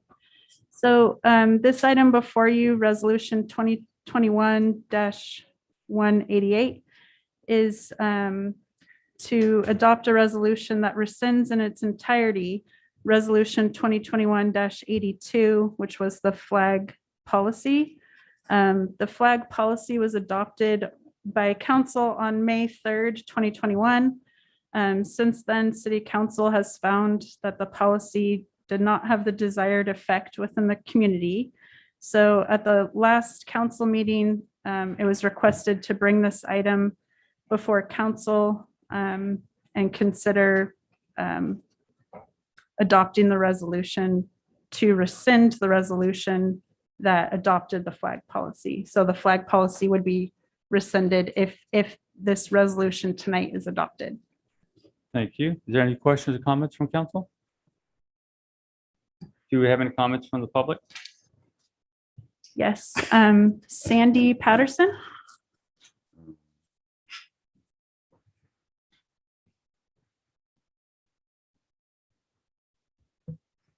Now that you didn't get your way, you're going to rescind it. Then do as Roland Resendez Ma'am, stated. we're not- Wait we're a not minute, gonna go I'm into talking. personal things. I No, have the we're- floor and we Robert's are Rules of no- Order we are state that I not- have 3 we're minutes, not so gonna you make need to this be personal. quiet. We are not going to be personal, ma'am. Okay. We're not going to be personal. This is about the. No, item, no. About the policy. Excuse me, New York Times versus Sullivan, 1964 states, I have the freedom of speech, and that was the US Supreme Court case. And you have to sit there and be quiet We're on and the listen. item. Yes, you do. He is That's right. the US Supreme Court. He is right. He Please is right. speak, You have ma'am, 3 on minutes this to talk item. about this. Anyhow, 19 Flag Code, 1996 US Code Title 36 states the flag can be flown. You're going to fly the Christian flag. You're going to fly it. Now you're going to rescind that. You're going to take the, why don't you just take the pole down? One of the council members, as of August 27th, I didn't want the pole in the first place. Take it down, then take it down. Don't have it at all. You spent $12,500 for a flagpole and you didn't need to. You got to fly your pride flag. That's all you wanted. No other flag is flown. How does that look? You're not transparent, you're wishy-washy. The whole thing. It's just like not letting people talk. You need to know your Constitution. You need to know your US history. And apparently you don't. Ma'am, on the item, please. So if you're going to rescind it, then just take the whole flagpole down. You wasted $12,500 of the taxpayers' money just to fly the pride flag. Nobody's arguing about that. But don't use San Juan Bautista as an example because they can't even fly it right. They put the pride flag above the American flag. That's a no-no. The only time that is done is on a US naval ship by a chaplain, and it's the Christian flag that goes above the American flag. And it's during the service. Know your history. You don't know. Ma'am, stay on the item, please. So, but you need to grandfather the Christian flag in, because that's before this. It has Fly nothing to it. do with that item, ma'am. You brought that, you passed it, so you can take the flagpole down and not fly it.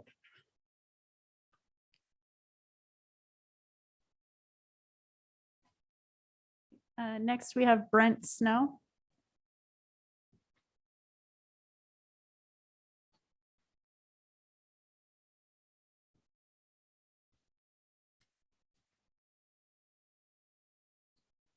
Okay, let's have a great evening here. I just want to once again express my appreciation to the council for passing actually a good pluralist flag policy and for recognizing Constitution Week once again. So in accordance with the mayor's request that the citizens of Hollister affirm the ideals and framers of the Constitution in 1788 by vigilantly protecting the freedoms guaranteed to us through this guardian of our liberties, remembering that lost rights may never be regained, especially religious freedom. My goal here tonight is to have 2 or more of the council support amending the existing policy instead of replacing the policy. And here are some good reasons to do so. First, rescinding the policy goes against the values of plurality and inclusivism that you currently promote in the pluralist policy, which is a good pluralist policy. So why would you spend public money to become less inclusive? The suggested model flag policy, which I've read in several sources of San Juan Bautista, does not include this freedom of religious values. Second reason, why would you want to follow San Juan Bautista? They don't represent the citizens of Hollister. Hollister's bigger and has more inclusive values. In that San Juan Bautista does not allow for religious flags to be flown is extremely ironic. And the fact that it was the mission that put them on the map. Why would you want to follow a city's example that doesn't recognize their own history in their flag policy? Third, the difficulties which we're witnessing here tonight. I truly believe these frustrations of the citizens and the council are just procedural and not philosophical. The council can make procedural changes to the policy, adjust the application process, and streamline the operation of the policy so that council members can delegate this task to city staff. So we're asking you, do the hard work that elected officials are elected to do. Keep the freedom of religious expression in any amended flag policy. Stick with your current pluralist policy, inclusive. Don't exclude the faith community from community participation. So let me just close with this. Thank you, sir. Place the Sir. stone in your shoe. Please consider changing Thank your you. mind. Amend, not rescind. Thank you. Thank you. Have a good evening. Next, we have Tony Avila.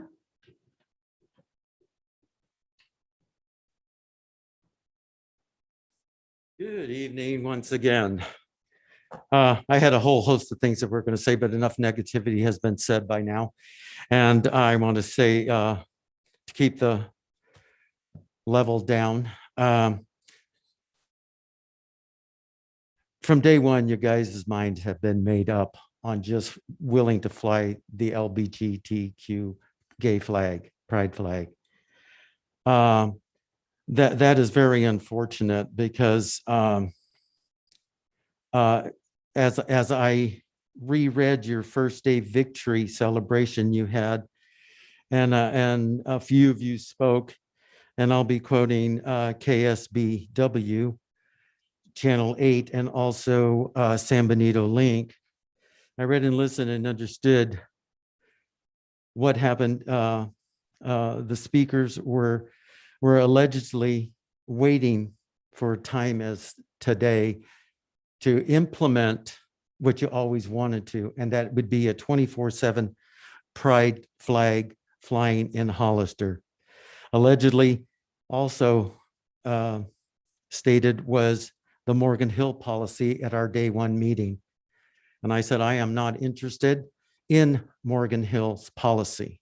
I live here in Hollister. Again, I was going to continue to say, to adopt San Juan Bautista is unacceptable. We are residents of Hollister and members. And as members, you should think in the best interest for Hollister people. And also I'm saying, by definition, unity means being in harmony or one in spirit and united in agreement. Thus far, this poll has been very divisive and has shown none of the above as far as what harmony means. I mean, excuse me, what the definition of unity means. And I also agree that we should not resend, but work a little bit more on the quality that you have set forth as guidelines. You guys want to reinvent the wheel? I feel that it is working. We have a fair process of the signatures. We have an oversight by the city clerk office to timestamp and validate signatures.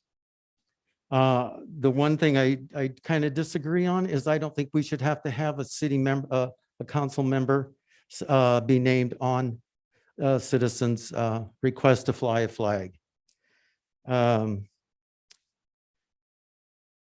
The two flags are flying. Okay. Thank you, sir. Thank you for allowing me to speak. Great. Next on Zoom, we have Stephanie Castro. We will unmute you. Yes, can you hear me? Yes. Hello? Okay. What in the world is your basis for rescinding your original resolution in its entirety? Where did this come from? Is it because you don't like jumping through your own hoops that you deviously imposed on the public, hoping they would not bother going through all the trouble and difficulty the way you designed it to be? You think by adopting a totalitarian policy similar to San Juan Bautista's that your process will somehow align and be comparable? You are comparing apples to oranges. First of all, they never proposed or approved taxpayer dollars for not one, but 2 additional flagpoles. They have one pole, they fly a flag underneath the one pole. Their costs are minimal. They didn't use taxpayer dollars to erect 2 poles. By voting to replace it tonight, to follow San Juan's policy is essentially doing whatever you want, deciding on it without public involvement or input. We all know that this points to a specific agenda to fly a specific flag. Roland never had any intention of flying other flags on a unity pole. Okay, again, It was a self-serving we're not poll gonna for go a to personal. self-serving agenda. It does not reflect the entire community of Hollister at all. It does not reflect me. It does not reflect 90% of the community. So when Elia says that the Christian flag doesn't reflect her, this doesn't reflect me and a lot of people. So I'm sorry, but if we're both in a protected class, how is it that one can be flown and one not? So your policy was fine. We jumped through your hoops. We called your bluff. And now you're going to change it because there's too many people that are actually following it. And it's too difficult for you guys to follow yourselves. Is that what this is about? This is ridiculous. Once again, you are making a mockery out of your own process. Everyone deserves equal protection and equal rights. And if you think that we're bluffing on a lawsuit, you're crazy. This will go to a lawsuit. I mean, Elia has one filed against you guys yourself. Please do not, you don't need to mention other people, just state your. So this is another on bait item. and switch. This is another bait and switch tactic. Please stay on the item. Proposing something and to get it passed at any cost, and then lying and deceiving the community into believing that your motives were pure. But then, surprise, you're not following your own policy, and you decide out of the blue to slap the people in the face and rescind it because you know your base for support and your flag flying is a slam dunk. So you just want one flag flown. You purposely did this and threw a monkey wrench into it. The next speaker on Zoom is Elia Salinas. We've unmuted you. Thank you. So everyone, government uses other government and municipalities, ordinances, policies. Everybody cuts and pastes and comes up with a policy. I'm not exactly sure what the confusion is, or maybe that just the public is not aware of how things work. But with coming up and saying that now you're going to, you've changed your mind and everybody's entitled to. I mean, I don't know how many times an ordinance is passed and then you come back later on and you know what, there's an error in here. There's no clarification on here. So now we're gonna clarify it. And kudos to the council for saying, hey, you know what? We didn't get it right. It's one of the things the mayor always says, let's go slow. Let's take our time. We want to get it right. This was rushed and now you're back trying to take care of it. And I appreciate the fact that that is what's happening. Christians are not persecuted people. Okay. They're not a protected class. I don't understand. And I hope you all understand because I'm trying to understand We're that. going to stay on the item. It's not about Christians or LGBTQ. It's about the policy. Thank you. Okay, all right. Well, then the policy as it stands needs to be tweaked or it needs to be rescinded. And you all have made a choice that you're going to rescind it. And I was never for a policy that made a person had to go out and get 100 signatures. And I didn't even want minors in there, but then, one of the council members said, no, let's get minors involved so they can get involved in the process. I thought it should only be registered voters that should do this. It turned into too much for the city clerk to have to go through this and have to go through all those documentations. I don't think people realize what work has to get done with this policy. So thank you for letting me speak. Thank you. There are no more speakers, Mr. Mayor. Thank you. Any more comments or questions from council? Member Councilmember Burns. Velazquez, please. Go ahead, sir. So I'd like to first of all get some clarification from Mr. Epperson. As I understand how things have unfolded this evening, not taking into account, or actually, as I think this is, I say it, taking into account that we're proposing to rescind the current policy on flags, doesn't mean we're not going to fly the Christian flag. As I understand it, we are going to fly the Christian flag regardless of what goes on this vote of council. Am I on point? That's correct, Councilmember Burns. That motion was adopted. It has nothing to do, as a prior item, has nothing to do with this item. Thank you. And then from the city clerk, if I could get clarification, we're not proposing to adopt the San Juan Bautista policy, are we? No, this item tonight is just whether you want to rescind the current policy. If you want to request to come back at a later date with a new policy, you can do that. But if we rescind this policy, it essentially means that we just don't have one for the time being. Thank you for the clarification there as well. And so if I understand things clearly, and I think I do, ultimately, we did receive a proposal to look at, which was the San Juan Bautista policy. And I can say that I had two concerns about the San Juan Bautista policy, and it was a good starting point, but I didn't like the fact that it excluded religion. And I didn't like the fact that it seemed to exclude the community from approaching a council member. And so as I understand what we're proposing to do is a council member can bring something directly to the council, or somebody in our community could reach out to any one of the council members, not necessarily their district, but any council member, and ask them to consider bringing it to the dais. Am I on point? Is this what we're here to talk about tonight? Sorry, Councilman Burns, you are correct. Thank you. So having said that, I'm absolutely going to support rescinding the existing policy. And I have heard what public comment has said all throughout the night. And I do believe that in many cases, this policy has been divisive as opposed to what the intentions were. And I do support people being able to approach our council members, any of us.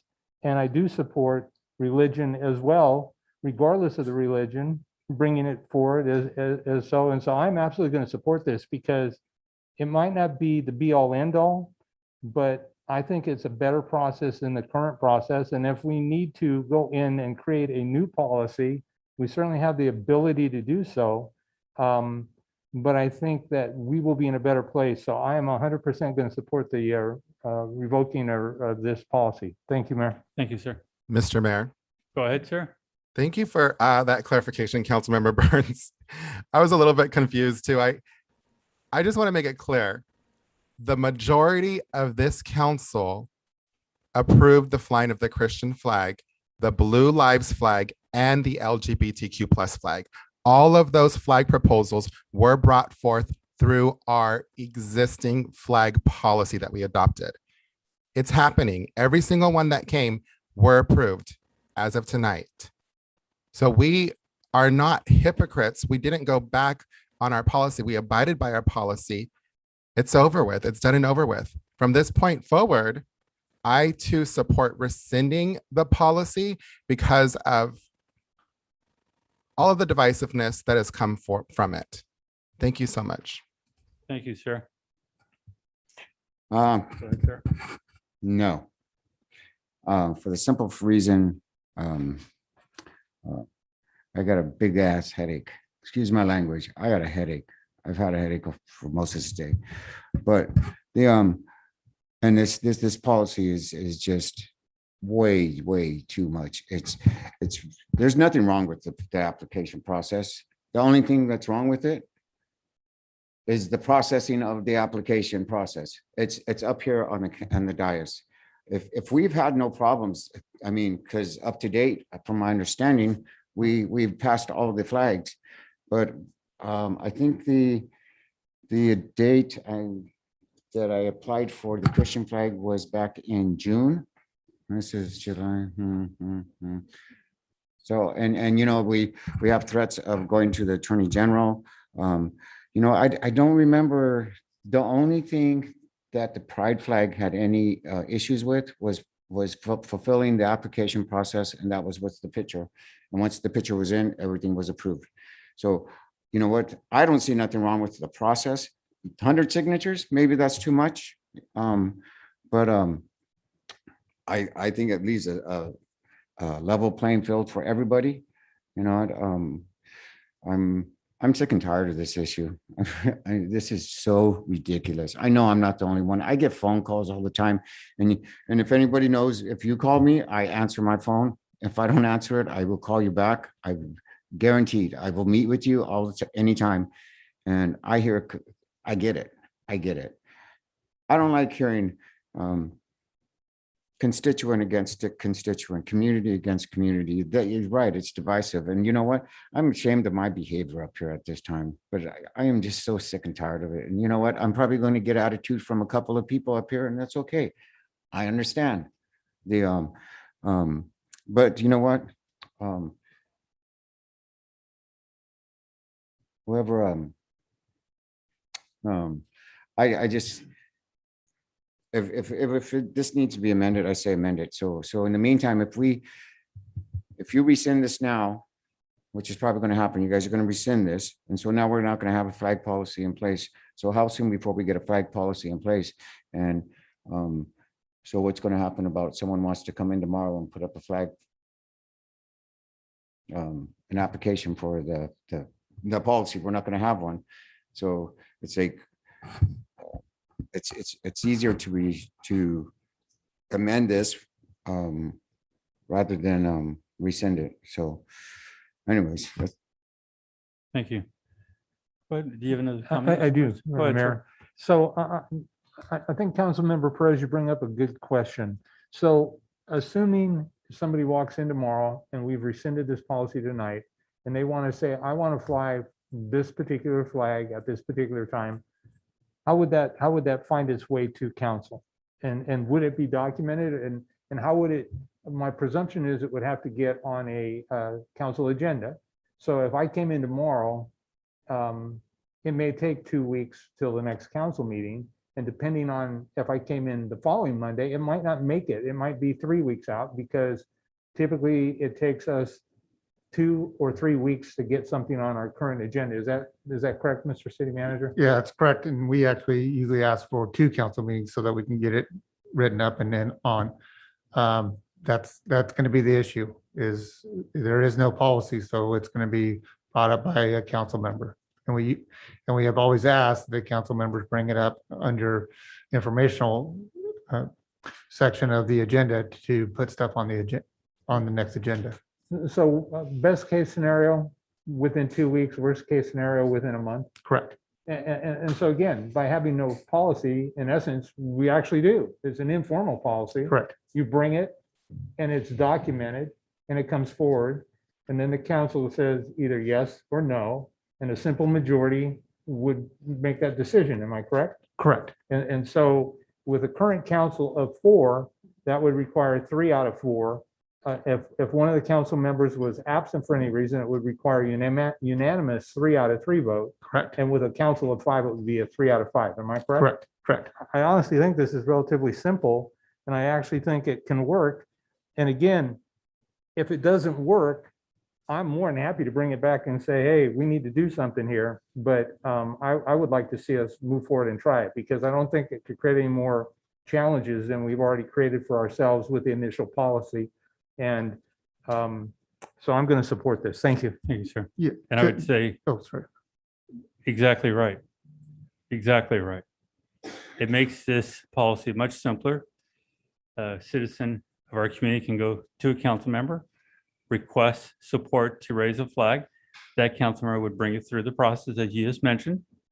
And if it's approved by a majority, that flag flies. Much simpler, easier, and we go through this without a lot of the misinformation that we're seeing. And I also want to say thank you for the recommendation or suggestion of putting additional flagpoles out there, because I thought that turned out really well and it looks beautiful. It really does. And I want to thank the city manager for getting it done so quickly to make that happen. So I'm proud of everything we've done. It was a little complicated. And I'm glad to hear that tonight we're looking at simplifying this in a way that just makes sense. And we can vote to support something. We can vote not to support something. But nobody should be criticized and attacked because of their votes. That's not what we're here for. We're here to have a discussion, have dialogue, civilized, and we move forward as a community. No reason to attack each other. Mr. City Manager, do you have another comment? Yeah, only thing I was going to bring up is that if this policy is rescinded, that we would ask that people would be timely about their requests. And if you're bringing in a request that is at the last minute, that puts staff in a bad light. So we ask that that citizens would be timely and give us the up to 2 weeks to a month to get it on the agenda. And we should understand it's more like likely the month. And we don't want staff to be burdened with more work or trying to scramble around to try to make it happen. So I think we all understand that. So we can live with that part of it, I believe. With that, is there a motion on this item? I move that we adopt resolution number 2021-188, a resolution of the City Council of the City of Hollister rescinding resolution number 2021-82, a policy on flag display. There's a motion. Is there a second? Second. Motion and second. Roll call, please. Councilmember Perez. No. Councilmember Burns, Yes. Vice Mayor Resendez, Yes. Mayor Velazquez. Yes. Motion carries 3-1. Thank you. Thank you. We are at 8:30. Why don't we take our 5-minute break?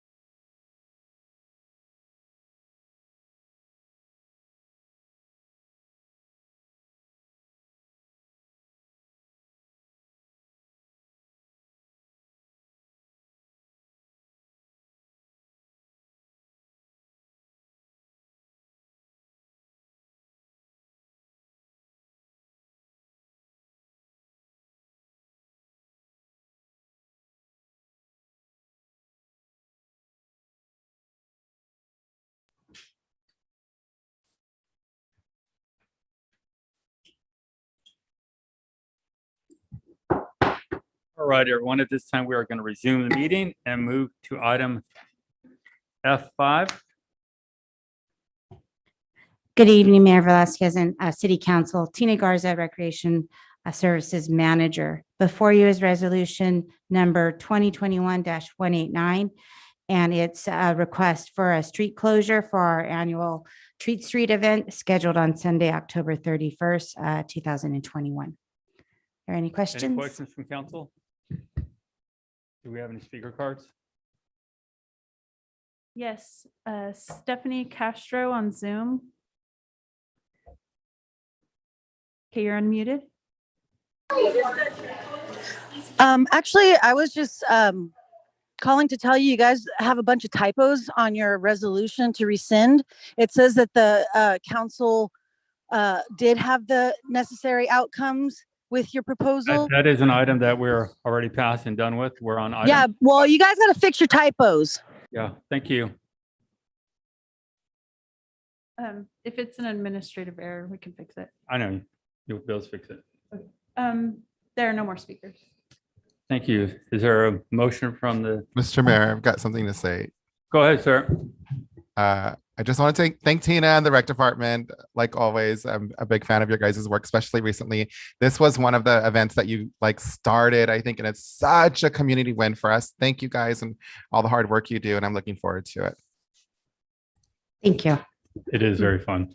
Mayor, can I add also that because this is going to be on a Sunday, a lot of businesses are closed, but we're asking for donations and any sponsorships, and we would hope that a lot of these businesses that are normally closed on Sunday, we're actually open to participate because it is a great community event. And I think Councilmember Perez asked, I have the authority to close the street. One of the main reasons we do bring these forward when we know it's far in advance is to advertise these great events so that we ask, like I say, the community to come out and participate. Thank you, Mayor. Thank you. Mayor Go ahead, sir. Velasquez, thank you. City manager, are we, or have we in the past partnered with like HDA? Again, I mean, it would seem that they could bring some great resources to the conversation. And so I would ask that if we're not, we do. And if we do, I'd like to know more. Yeah, we do definitely on anything downtown. We communicate on usually at lunch quite often. But I will push with them to push their members to participate a lot more than we're getting feedback on right now. Thank you. You might want to include the Chamber of Commerce also. Yeah, we will. Yes, because that one hand, they're both, one's a left, one's a right hand. Correct. I agree fully. Thank you. Was there a motion? Motion to approve resolution number 2021-189. Is there a second? Second. Motion and second. Roll call, please. Councilmember Perez, Yes. Councilmember Burns. Yes. Vice Mayor Resendez, Yes. Mayor Velasquez. Yes. Motion carries unanimously. Thank you. We're now going to move to item G1, reports from city. I'm sorry, just thank you, as always, thank you, council, for your support on these activities that we put on. Thank you. We're going to move to item G1, report from city council members regarding their committees. Councilmember Burns, Thank you, Mayor. I have nothing to report. Councilmember Perez. Met with Integrated Waste Management. We're going to be hearing an awesome presentation and that's it. Thank you. Vice Mayor Resendez. Nothing to report, sir. My report is I met with our mobility partnership group. That's the group from Santa Clara County, VTA. We meet together to discuss our issues with 101-25 and how we can partner. The progress on the 101-25 new interchange is moving along. The designs are coming through, so that's looking good. Still scheduled to start construction 23. Mayor from Gilroy and Mayor from Morgan Hill are both involved now. They are looking towards getting more information to see what we can be doing to widen or add another lane on 101. It's really important to have their participation in this because really it comes down to those two cities to try to get the support from the rest of Silicon Valley to get that road widened. So it's a long process, but it's nice to have them on board, and I'm looking forward to having more meetings because we all know, even if we fix Highway 25, we have to get there. And 101 is a bottleneck. So I'm looking forward to continuing that work with them. And all the other reports are everything's running well. We also have decided as a group to really focus, push hard to get Highway 25 done within that 8-year time span, because there's a lot of hurdles in there. We can't afford to have what happened to Highway 156 happen here, where that project should have taken 8 to 10 years, ended up taking 20 to 30 years to finally happen. So we're moving hard on it, we're working towards it, and that's my update for committees. We will now move to item G2, informational reports from City Council. Councilmember Burns. Thank you, Mayor. For Councilmember Perez's benefit, my laundry list is quite abbreviated tonight. And so a couple of comments came up in public comment from different speakers. And so I know we've had conversations. I just don't remember the specifics. And so City Manager Miller, my recollection was that we were talking at some point at Council Member Vice Mayor Resendez's request and council support to create a historical commission and or a historical preservation commission or committee. And for the life of me, I don't remember what the status is on that. Can anybody remind me where we're at with that? Yeah, I know we started the process. Nobody, do you remember that? Or Abraham? I know we kind of ran into a roadblock, so I'll have Abraham discuss that. Yeah, I believe Christine was also involved when that vote occurred. And I believe the next steps would be to start the process of recruiting for the commissioners to try to get a historic preservation commission going on. So that would be the next step.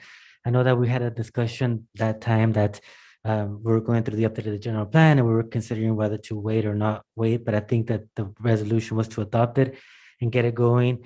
And instead of meeting like on a monthly basis, we can look at to do like a quarterly type of meeting. So I can get with Christine and Nova to discuss the application process to start getting the historical commission going with the officers.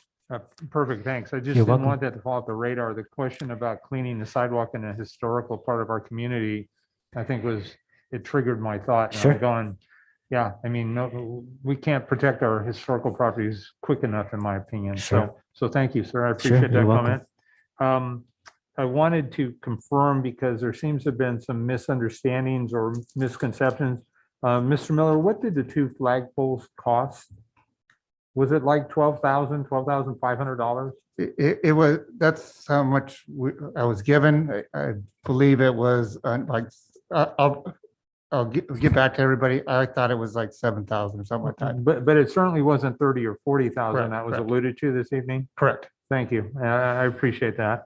I'm also curious, I've heard some comments from the community tonight that have concerned me, and I too have witnessed some issues with these new little zippy scooter things that are ripping around town. And people not wearing helmets, people not abiding by the laws.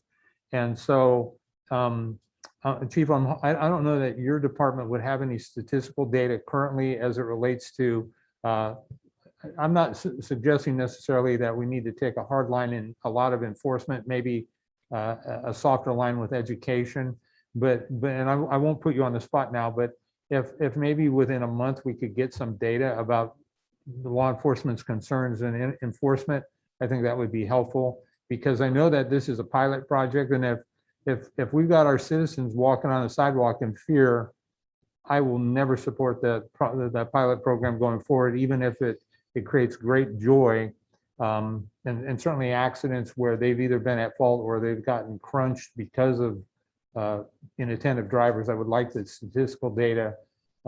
My sense is it's like a 6-month pilot program. Is that what I recall? Yeah, it was 1 year. Okay. So yeah, I would just like to ask for that data. I'm not looking for any responses now unless you gentlemen have something you want to share, and then I certainly Yeah, welcome the that. one response I would have is the concern was the Vets Memorial Courtyard. We found out that people were using those on the steps. And so we've asked Bird to set up their GPS to block that area out. And we'll work with them a little bit more to try to get people off the sidewalks. And they should be able to grid that out so that they're not on the sidewalks. The other question I had is, how fast are they, what's their top end speed? And if there's an opportunity to maybe put some sort of a governor or a regulator, I don't see why they need to go 30 miles an hour. And I don't know that they do, but I believe the top speed is 22 miles an hour. And I'll find out if there's a governor to get them down to 15. Yeah. Yeah, if I may add, the laws concerning the helmet, it's only up to 15 miles an hour. So unless they're regulated to 15 miles an hour, and then it is a violation for someone, an adult, to ride that in excess of 15 miles an hour. So my understanding whether they're going to be regulated to 15, and I've been told that they can go faster. We haven't clocked one or anything with our radar, but that would be my recommendation, is to regulate them to 15 miles an hour to be compliant with the law of no helmet for an adult to be riding it. Chief, thank you. I appreciate your comments. I know personally that, you know, anybody that goes off a motorcycle, or if you're a pedestrian, you get hit at 30 miles or more, the likelihood of you having a fatality is significantly increased by that sheer trauma that happens when you come off. And if they're not wearing a helmet, that's carelessness, but I also understand the spontaneity of wanting to ride. And you know, often a day like today, I'm sure there were a lot of people in flip-flops and sneakers and shorts and tank tops out there rolling around on them, and they're going to just be a mess when they come off. Correct. And also, one of the Bird representatives is supposed to be here on the 25th for the HDA car show, handing out helmets at that time. So hopefully that people will take advantage of getting some of those helmets so that they do ride them in a safe manner. You know, and I wasn't aware of that, Mr. Miller, but I also wonder if maybe we couldn't approach them to maybe give us, I don't know, I'm just going to arbitrarily pick a number, 500 helmets to then give to our police department. So as part of their education, when they see these knuckleheads riding them without helmets, that they go, here, now put it on, now wear it and wear it in good health. You know, sometimes something free serves a much better message than an enforcement citation, which in some cases might need to happen as well. But you know, sometimes in the old days, the fire departments could get free smoke detectors, and the education campaign is so much more effective in most cases. And so maybe if they're going to give them out, why not give our public safety some of those as well? Go ahead, Chief. Not to throw anyone under the bus, but Acting Chief Bedolla was telling me about some of the fire responses that they've gone to with some people falling or getting hit by them. So I don't know that right now we're actually tracking them, but it would need an effort on our part to actually track the incidents that are involving a bird. But if that's a concern as well, see how many medical calls that our public safety officers have gone to regarding these vehicles. Well, first of all, Chief, I'm fine with you throwing our acting fire chief under the bus, as long as it's not a fire truck. And I think that would be very helpful for this council moving forward to do a thorough and fair assessment of the value versus the risk and the consequence. Yeah, So- definitely agree. So I think that would be great. And then finally, I'd like to ask that the council consent to bringing forward in maybe a month or two. I would very much like to take a look at the cannabis ordinance. I've expressed it multiple times that I don't think it's in the council's best interest to be the decider of fact in appeal hearings or revocation hearings. And so I would like to have and I don't know, maybe it'd be better on a special meeting or something, but I don't think I've looked at it. I don't think it's that complicated. And I think that there could be some simple revisions, kind of as we've gone full circle on the flag policy. I think there could be some value to that. And so if the council would be supportive, I'd like to do that. Mayor, that completes my comments. Thank you, sir. Actually, if I can add on, staff has already worked on some of those revisions, but that would be up to the council. Do you want a special meeting or do you just want it part of a regular meeting? This is a conversation we've had for a while that we need to meet again. Okay. As expressed earlier, there are a few licensees that are holding their licenses, trying to sell them. And that's not what this was about. We need to go back and make sure the licenses are being applied for, either being used or they lose their licenses. and also the actual revenue we are receiving from these licensees. And I think there was a conversation we had at the very beginning that they were going to find a way to get out of paying a lot of these fees, and that's exactly what has happened. So we need reality to it to make sure we're covering all bases and make it better. We will do a special meeting for that. Yeah, I think especially to yeah. give us really time to really go through it and understand it. Correct. And Big item. they've started it, so it should be fairly soon. Thank you. Councilmember Perez. I was just trying to figure out, was that a report or was that a conversation? Because I thought it was Tim Burns was giving his report, and yet we had three people talking. And we talk about the rules. So anyways, like I was saying, solar lights, what's the report on the solar lights? Because we're missing, 6th Street is missing some light over there. It's getting darker earlier. We're having more dark time than daytime, nighttime than daytime. Also, is anyone following up with the light that goes on at Dunn Park for the American flag? This has been going on for a long time.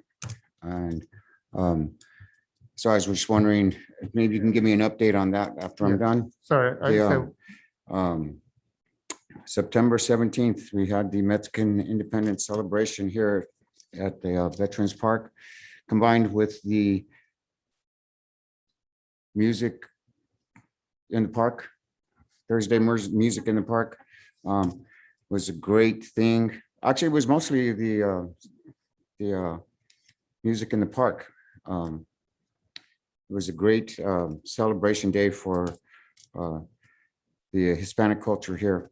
I'm looking forward to next year finding some staff. Maybe, I don't know if we are going to get an ad hoc committee together or how this has to happen, but to do a celebration for a large portion of our community, which seems to be Hispanic.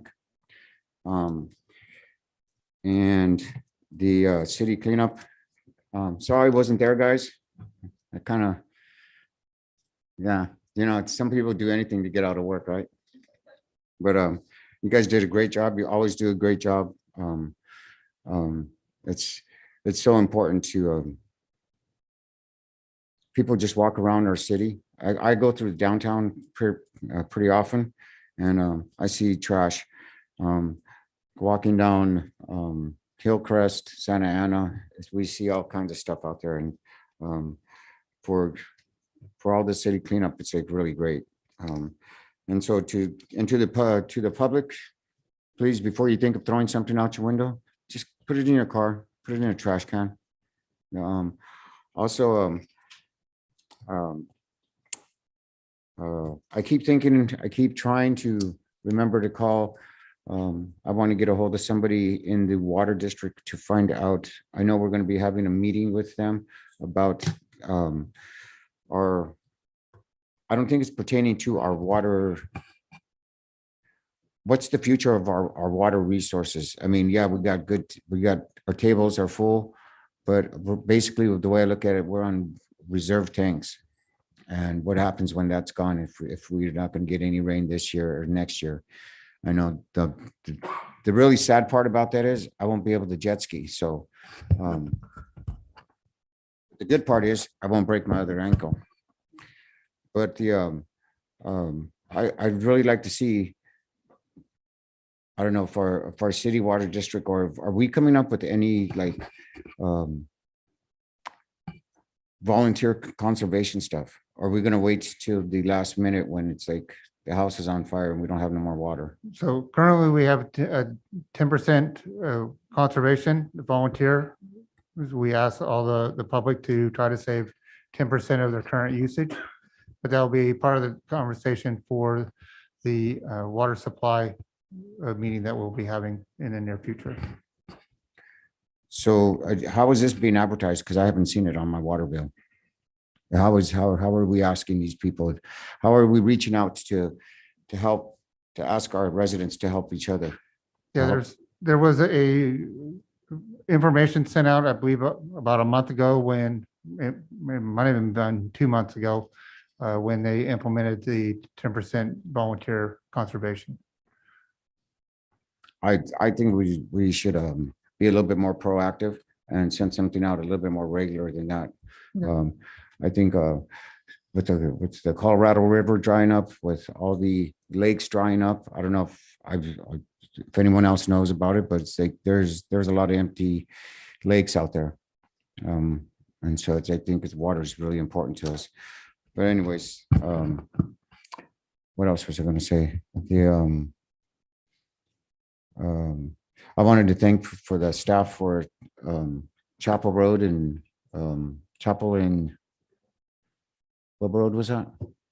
Chapel and Maple. Maple, yeah, for addressing that issue right away.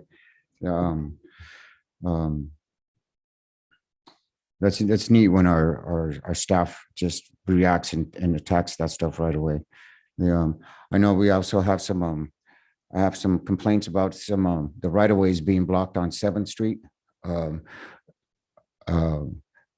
with some signage and some garbage cans. I'd like to see those issues addressed. I brought this up numerous times. This time I'm just bringing it up in open council. Thank you. Vice Mayor Resendez. Thank you, Mr. Mayor. A couple of things. I was hoping that if and when we go to hiring or contracting with landscapers, that we prioritize hiring local landscapers. If we can ensure that they get to apply for the RFPs and we provide them all the information, everything they need to know. And I've had that conversation with the city manager. So I'm hoping my colleagues will agree with me. I don't know if we've got to bring it back as an item, but I'm just hoping that if and when we get to that, we hire local contract landscapers. I've had a request. Is Tina still in the audience? I'm assuming she is. Tina's concert series, that it was very successful. I've heard a lot of good things about it. I did have a request to have a more Spanish music presence there. And I do have a contact for you that's willing to help out, Tina, if you'd like. And I understand that this year is probably all wrapped up, but maybe we can include some more Mexican music nights on it. But kudos to you. And I just think it's phenomenal what you've done there, and keep up the good work. But if we can maybe include a couple more Mexican music nights whenever you decide to do it again, that would be awesome. I like the idea of the scooters, just hearing what the conversation was about, just lowering it to 15 miles per hour. That's a great idea. And of course, getting out helmets regardless, right? Because you should always wear a helmet, I believe. And then I too would like to see the statistics about how many incidents we've had to go respond to. So if we can make that a priority, I'd appreciate it. And then lastly, I just wanted to remind people to get vaccinated. I know this is a touchy subject, but I've seen it, especially this last week for some reason in our community, how it's touched people close to me, I would say. I don't want to say too much, but I've seen the effects of people dying this past week firsthand. And there's one gentleman, I believe him and his family, the Demise District, and he passed away of COVID. And before he passed, he wanted to document his journey on social media. I think he was very brave to do that. And he is he's a person of faith. And he said that God was going to save him, and he was taking hydroxychloroquine, and that he doesn't want to be muzzled by a mask or vaccinated. And then he continued to document his journey. And then at one point he was in the hospital on 200% air with a nasal and a mask. And he wanted everybody to hear his message. And I think it's an important message. And I really, really appreciate him and his family for sharing that message, that he admitted he was wrong, that he was a big proponent of the vax. He said at the time there were 12 people in the hospital. They were all unvaccinated, and it could have been prevented. He urged people to get vaccinated. And unfortunately, he did pass away a couple days ago. And if it's okay with my colleagues, I know a lot of people have been touched by COVID. I know that we don't typically do this, but I think that his message in particular, because we see this all over the internet, but this is Hollister. These are our constituents, our citizens. And this hit home, especially for me, because he lives right around the corner from me. And I think that I would like to, if it's okay with my colleagues, close in the memory of Cy L. Nunez in our meeting tonight. Thank you. Thank you, sir. I would ask if possible, actually, a few people died in our community in the last week. If we can maybe adjourn in the memory of all of them. I know we don't have all their names here, but several people have passed away in the past week. So I think it's important to recognize that. Isn't Saturday also commemorative day? Friday, Friday? isn't it Friday? I'm not sure. I think it's Friday, the 24th at 11 a.m. at the county building. That's correct, Councilmember Burns. Is that it, sir? Yeah, that's all. Thank you. I have a few things also. Roads, I want to thank all the staff, our engineering that got these roads improved. They're looking really nice. No, it's not the end of it. We had a lot more to go, but it's nice to see 5th Street, Washington, Rustic, and no, we're going to be starting McCarthy Park area pretty soon, and then many, many, many more streets. So it's exciting to see it happen.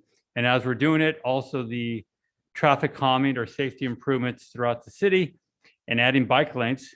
And if we add more bike lanes, maybe those scooters can use those bike lanes and be safe. And I really mean it. I think a lot of people are afraid of being on the street because there are a lot of reckless drivers in our community. So I think with a bike lane, we're going to start seeing more people using it. But I totally agree that we need the stats on that to see what's going on to make sure it's no more than 15 miles an hour. So great job to all of you on the work on the streets and all the work coming up. Caltrans, I did speak with Caltrans again about taking over the maintenance of Pinnacle National Highway. They're in favor of it. They're going to again get us the information so we can start talking about it. We see those weeds there, folks, and unfortunately, we're not allowed to touch that area unless they give us permission to do it. And they are working on it, and we should get that information soon. Get some of those weeds out of there. Hollister Litter Project, awesome work, guys. Nice to see the community come together. Our rec department working with them. Key Club, Superman, Jim Hart over there, always everywhere helping the community and all the kids involved. It was a lot of work, a lot of trash picked up, but a good portion of our city was cleaned up. And thank you so much to everybody involved in that process. Looking forward to doing it maybe once a quarter, pick different areas so we can keep getting our city clean. You know, a lot of it really is actually, people assume it's people throwing trash out the window. Unfortunately, some of it is that. A lot of it is really trash coming out of your pickup trucks out of the back. Please do not leave trash in your pickup. It is not a garbage can. And when you get to speed, that's why we see it on the more of the main roads, it lifts the trash and takes it out onto our streets. Please pick up your trash out of your trucks if you can, or cover it. There's a lot of conversations going on right now throughout the state. The state has now decided to have more direct control about growth in our communities without allowing our communities to make that decision. I met with a group of mayors that are discussing this. It looks like there's going to be an initiative put onto the ballot to take back control from the state to have communities decide their own fate on growth. That is probably coming in the next election. In the meantime, several communities are looking to prevent some of these issues from happening. One of them had a creative idea. What they did was they redrew their city to make it a historical district throughout the city. So the laws did not apply to them any longer. It's like, well, that was a pretty clever idea. So there is creativity out there. Tina left. The concert series, oh, there she is.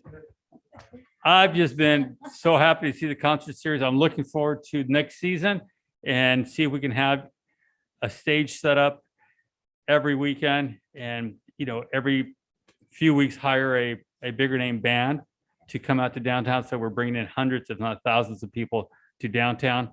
Foot traffic is good. Some people might not understand that, but it's good. It's what we've been working towards. So I'm looking forward to next year's concert series, and then let's understand what we need to do to be ready as far as the stage or different things we need to get ready. So excellent job. And I agree, there does need to be more events from Spanish Mexican music and different genres throughout. So bluegrass, I love bluegrass. So hey, let's bring it on out. Okay. And that is all I have on this, city manager. Well, thank you. Some of the items you brought up are some of the things that we're coming up with some solutions. I have a meeting coming up with COG to discuss that they're looking into and potentially should be able to get a beautification grant, which is for highways that are controlled by Caltrans, that they will give them a grant to clean up that kind of area. And they're looking at Santa Ana to somewhere, hopefully around Sunny Slope. So we'll be meeting on that and trying to get them to get that grant so that we can definitely clean up the entrance to our town. The other thing we're working on and should be coming hopefully within a month is we've been working on the bonds for road improvements and then also for our water improvements. So we'll be working on that and maybe to help secure those funds, maybe coming up with a little bit change to our reserve policy for some to put money towards roads also, and we'll bring that to council. Tina's been doing a great job, but I would like to remind everybody on September 25th, after the car show, we are having the car show after party where the city will bring in the miniature golf again, plus other activities and some other bands to have some more family entertainment after the car show. And then finally, I will be taking over for Rick from the League of California Cities. As you see that Rick's scootering around and cannot make it, so I will be going to the League of California Cities conference for Wednesday, Thursday, and Friday.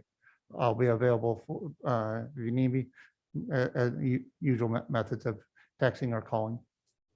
And that's all I have to report. Thank you. City Attorney? Thank you. No report, Mr. Mayor. Chief? I just want to jump on the bandwagon of Tina doing a fantastic job. Was out there for the courtyard, concert in the courtyard. Great event. Saw Councilmember Perez out there. Everyone having a great time. So great for that. Also, last council meeting, it was brought up by some of the citizens, and it was brought up today about the stop sign on Maple and Chapel. Yeah, and I just wanted to point out that before the meeting was over, Abraham already tracked down the last study that was done.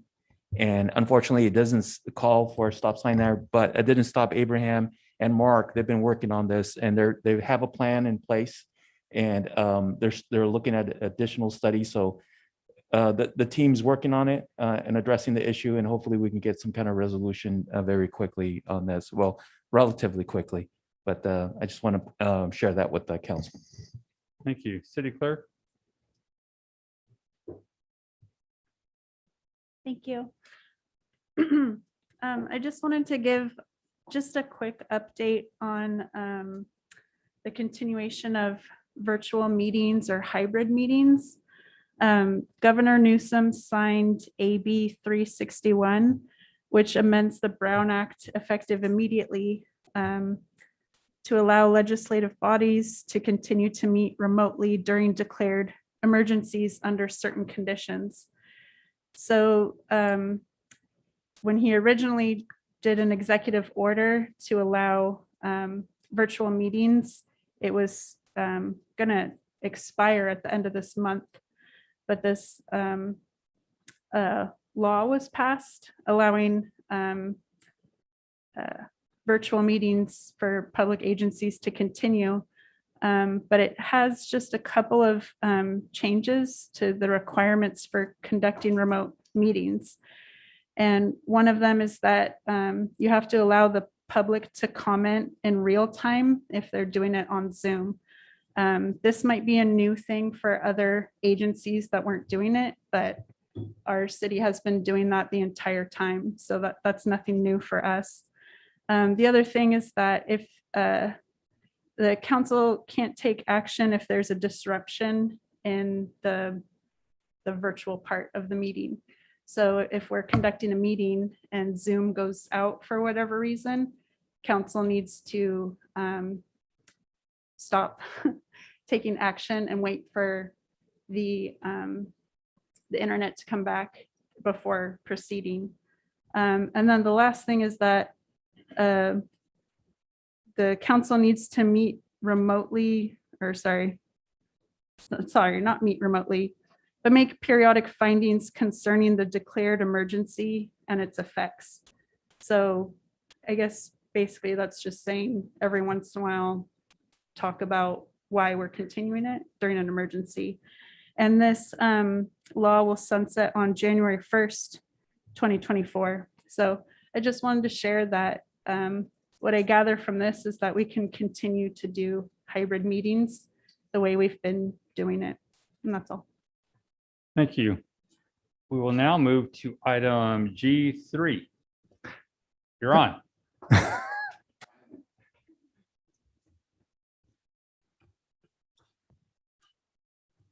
We had a presentation prepared.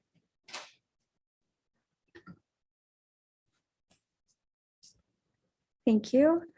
Good afternoon, Mayor, City Council. Integrated Waste Management is back again to share our updates on the Sustainable Foodware Ordinance. Updates will include the initial business focus group outreach that we've completed to date and some potential next steps for your consideration. Before we begin, and just to share some relevant information for this presentation, we did coordinate Thank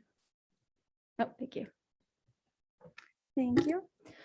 We did coordinate a community cleanup this past weekend with over 50 volunteers and many community partners. I'd say more than 50% of what I saw our volunteers cleaning up from our streets, our parks, our riverbeds were single-use plastics.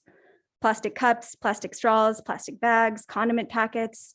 I encourage each of you on your next walk or your drive around town to see firsthand how problematic that the single-use plastic is as litter alone. Plastic reduction ordinances can greatly reduce this type of litter in Hollister and help us keep our community beautiful and clean. I'm going to hand it off now to Monica, our recycling intern, to share more on her work with the Hollister businesses so far. Thank you.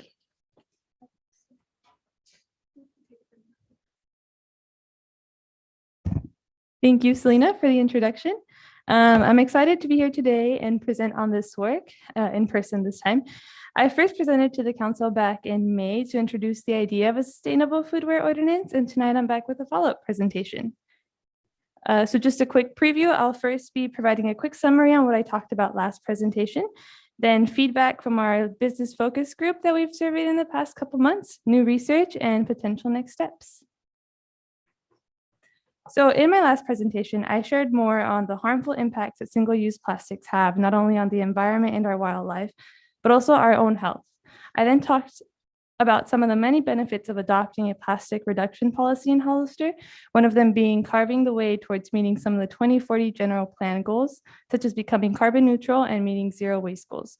I also talked about different ordinance examples and actions being taken by surrounding cities, such as Watsonville, Monterey, San Juan Bautista, and a couple more. I also was going to talk about a couple of terms, but I'm going to skip over them for the sake of time. So last time I was here, I presented a three-phase ordinance approach that could be adopted as a Hollister ordinance. The first phase would include single-use plastic ban, a single-use plastic bag ban and a bag charge. Phase 2 would include plastic cup ban and cup charge. And phase 3, reusable dine-in food serviceware and compostable to-go food serviceware.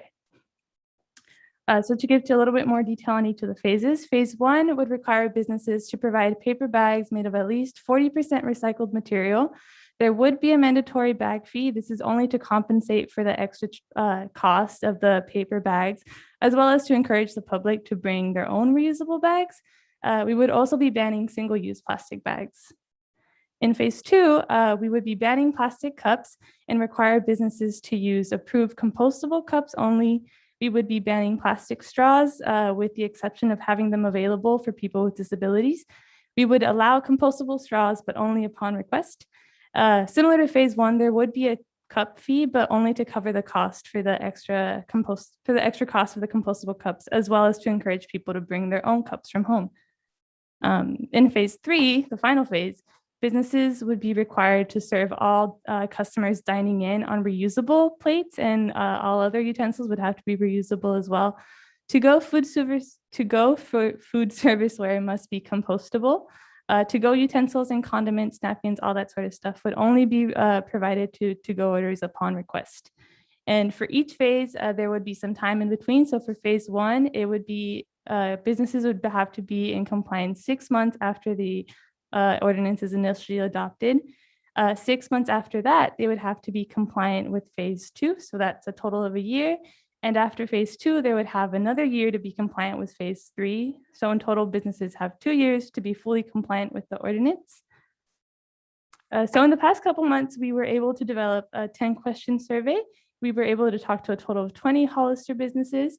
With each business, we talked to either owner or the supervisor. We were able to talk to both small local businesses as well as corporate larger businesses. We also tried to make it a point to speak to English and Spanish businesses. We were able to get about half and half, I'd say. And I want to share some of the results. So one of the questions we had was, as a business, how important is it to reduce your environmental impact? The reasoning behind this question was to see how willing businesses are going to be to work for them and if this is something that's important to them. Per our results, we saw that 75% of businesses thought it was either important or very important to make these changes. Another question we had was, do you have any concerns about reducing single-use plastic in your businesses, such as carryout bags, cups, containers, and utensils? For this, we wanted to ask to see what the main concerns are and to start prepping for how we can overcome these concerns. Two of the main responses we got were lack of affordable alternatives and customer satisfaction. The runner-up answer, to our surprise, was no concerns at all. Another question we had was, how would you rate your knowledge on BPI certified compostable products? We wanted to ask this question to see how much education we should be doing with our businesses and just letting them know what other products are out there that are more environmentally friendly. Per our results, we can see that only 10% had a pretty good understanding. Everybody else had heard of it or not really known much about it or having not heard about it at all before the survey. The final question we had on our survey was asking businesses to provide us with any final feedback they have. And I want to share some of the quotes. So one of them is, it is difficult to get a hold of products that are environmentally friendly. There's a shortage of everything, so it can get expensive. I think it's also important to note that in the survey, we asked businesses what vendors they're using, and we hope to be able to work with these vendors to have them provide appropriate products and also let them know what other vendors are out there. One business told us that he has tried to contact vendors that pass through Hollister with appropriate products but aren't willing to stop in Hollister. So just working with those vendors and letting them know that these changes are happening and that it's important that they're willing to work with our local businesses. Another quote we had was, environmental changes are important for businesses, but they are not a priority. Right now, businesses are focused on staying open. I think it's important to remember these changes aren't going to happen overnight. We did the phase approach to help ease businesses into this, and we also want to provide them with as much support along the way. The last quote I want to share with you guys was, how are these changes going to be incentivized for businesses? What assistance is going to be offered? So again, I want to reiterate that we really want to focus on supporting businesses throughout the way and developing resources to help them get through this, especially like something like providing a list of appropriate vendors and other resources as well. So along with the survey, we also have done a couple other things. We met with the city of Watsonville to discuss their ordinance and how they've gone about it. We met with Rethink Disposable. They're an organization that work with businesses to help them switch from single-use items to fully reusable items. We were able to talk about some of their tactics and hopefully implement them here. We've attended webinar trainings to talk about what other people are doing, not just locally, but all around the state. And we're also working on obtaining partnerships to get local donations for business support. So moving forward, we're hoping to be able to talk to businesses citywide and potentially even the public to see how they would feel about these changes. We want to develop and obtain additional tools for business support. And we hope that IWM can draft an ordinance as well as draft an implementation plan for the city's consideration. And that's all I have for today. Thank you very much. Questions from council? Councilmember Burns? Thank you, Mayor.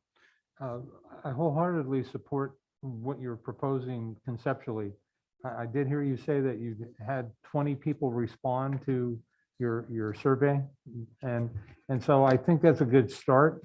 But I would like to see maybe you guys work with the Hollister Downtown Association, the San Benito Chamber of Commerce, and maybe reach out to some of the larger entities like the United Grocers Association, because again, I understand the business's challenges, and a big part of it, I guess, and I'm encouraged by, you've said it at least a few times, public education and business education, because you know, at some point we need to get there, but I would like to make sure that we get as much community participation to ensure they have an opportunity to express their thoughts and feelings.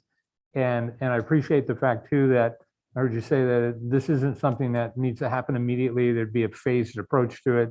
And I very much agree with what you've said in that regard. I'd just like to see a much higher level of community engagement. Thank you for your work. I appreciate it. I think it's valuable. Thank you, Mayor. Those are my questions or comments. Thank you, sir. Any other questions, comments? Sure. Yeah, I know that when I go to a restaurant, one of the things I look for, it's, I don't know, just a weird thing about me. I look to see if they have a good napkin. Is it recyclable? That's, I don't know, and straws, you know, are they recycle? Is this a recycling business? And if they are, it just makes me feel better about where I'm eating. And but so with your program, you know, with the vendors having some issues with them stopping here in town, once they get more customers, oh, they're going to be knocking on the doors. They're going to be bugging them. It's like that the robocall, you know, about the auto warranty. They're going to be calling all the time. So yeah, the more you roll this out, the more companies are going to come after us, after this community. So good job. Thank you. Any other questions, comments? Quick question for you. How are we following along with the state? What are the state rules now with plastic bags? So the state requires businesses to use at least 2.75 thick milliliter bags. Those are considered reusable, but there's no other regulations for it.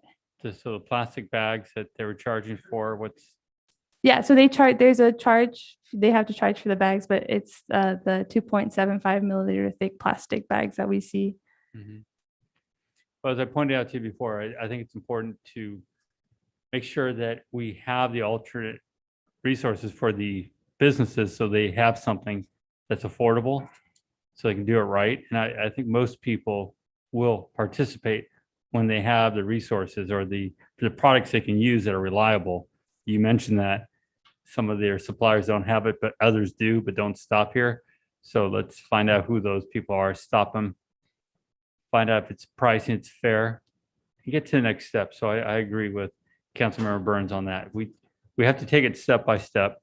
We need to make sure it's fair. We need more participation and more willingness to adopt it. What we don't want to happen is just people complaining, you know, about everything again. It's just, people need to understand this is their world. It's our world. And we need to do the right things. And it's, but we need to help them get there, having the right information. Okay. Do we have any speaker cards?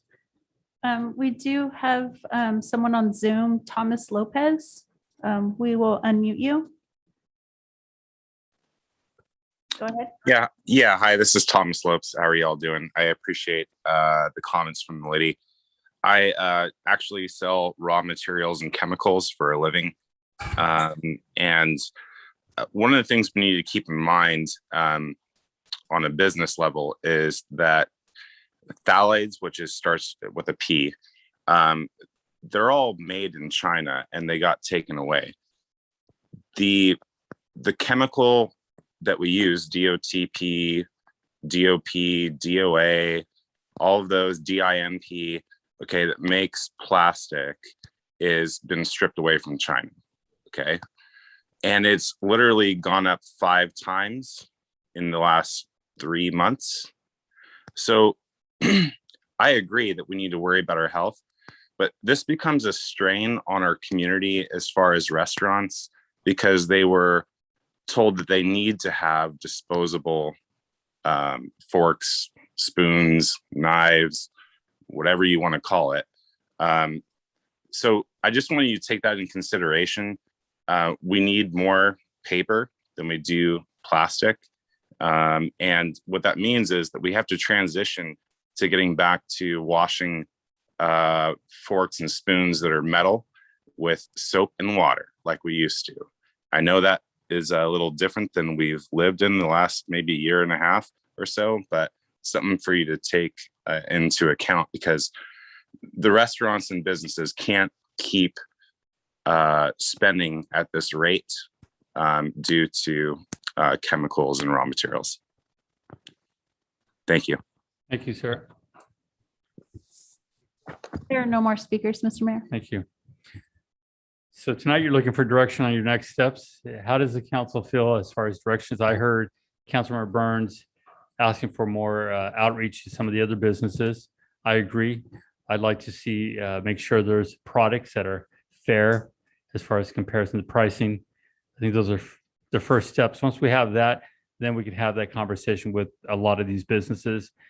Start with those that want to participate, see if it's successful. And if it is, then we encourage the others to move with that also, rather than demanding something change right up front. That would be my view on it. The council has other views? We're okay with that? Okay. Thank you. That'll be the direction. Did we have any comment cards on this? Oh, he spoke already. Thank you. Thank you for your presentation. We'll now move to G4. Thank you, Mayor. So the next item, council will receive an oral report from Ms. Carrie Wagner from Walls Group on whether we should authorize the extension of the sanitary sewer system to the Sila Vista complex. So we ask, the staff recommends that the city council receive the oral report and discuss the matter and provide direction to staff. You can let Carrie in. Thank you, sir. I do have several comments on this. I'll go back to the conversations through LAFCO about making sure first that the community is annexed into the city. I think it's very important that we have that. And if they are annexed into the city, that they also pay the CFDs for the fire and police, because right now they are not. Correct. And I think if we could do that, then we could, I believe we can work with them. They are right next to one of the new projects. But I think that's the first step of making sure that we have a tax sharing agreement. We annex, we have the CFDs into it. They have an HOA there, so they're going to maintain their, as they currently are, I would assume. Correct. And then make sure that somewhere we're not holding any other liability in there that's going to come back and get us in the future. Yeah. I would say Carrie has a quick presentation for the council. So if it's okay, council, we'll have Carrie go ahead and start. Sure. Can you hear me? Yes, we can. All right, fantastic. Good evening, Mr. Mayor, members of the council and staff. My name is Carrie Wagner. I'm with Wallace Group, and I have been working for a long time with the city of Hollister. I prepared your sewer master plan. I also work for the county of San Benito. They hired Wallace Group to evaluate the Cielo Vista wastewater treatment plant back in March of this year. Do I have control of the slides or no? Yes, thank you.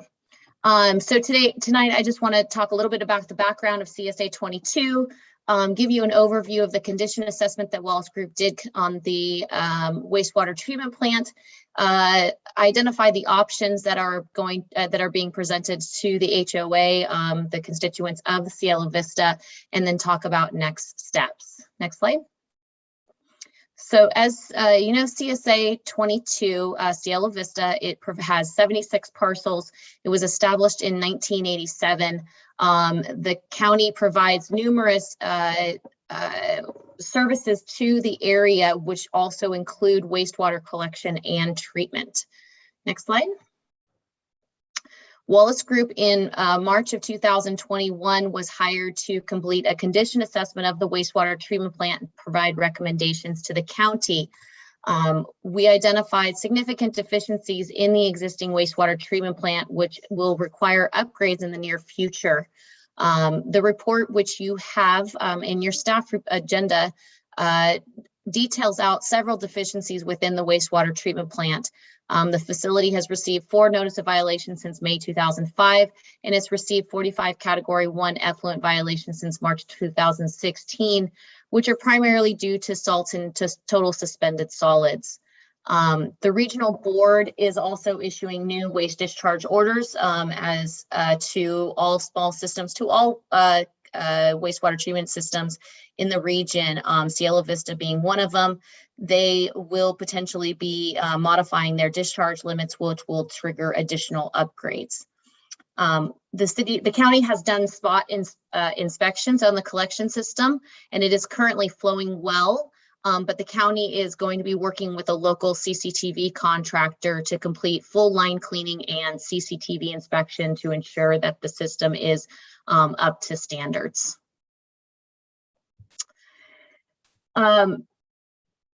We identified through the condition assessment a couple of options for the HOA. One is to continue to recommend enforcement of the HOA's ban on residential water softeners, which is common throughout the Hollister area, ensuring that options to reduce the salt loading within both the domestic, your city, as well as in Cielo Vista.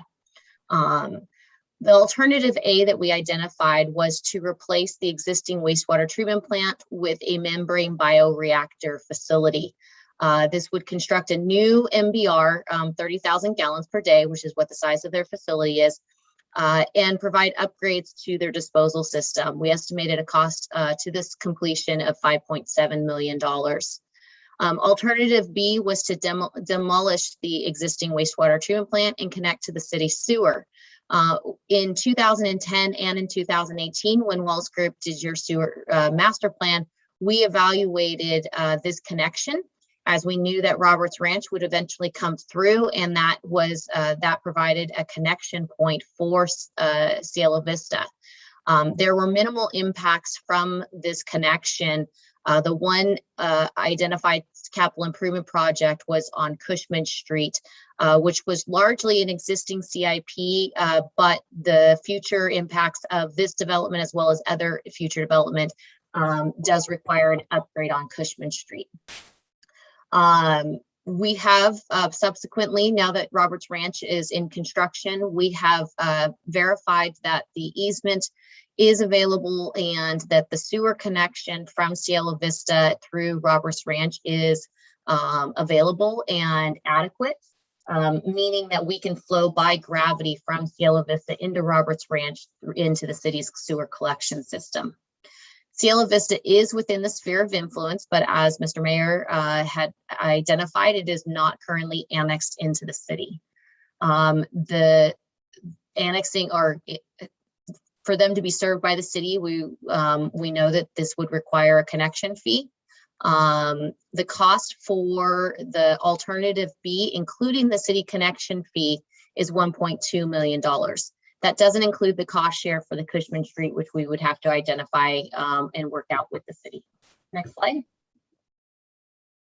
So what are the next steps? The county is to complete the CCTV inspection, provide the city with the inspection report, and discuss it with the city if there are any identified deficiencies that need to be addressed, meaning are there sags in the line or offset joints, something that needs spot repairs, so that the city is not taking over a collection system that's not up to par. We would need to identify the timing for the completion of the Cushman CIP. So we would want to remodel the sewer model and identify when that Cushman CIP needs to be completed. If it needs to be completed as part of the upgrade, then we would want to move forward with that, or it could fall in line still with the city CIPs.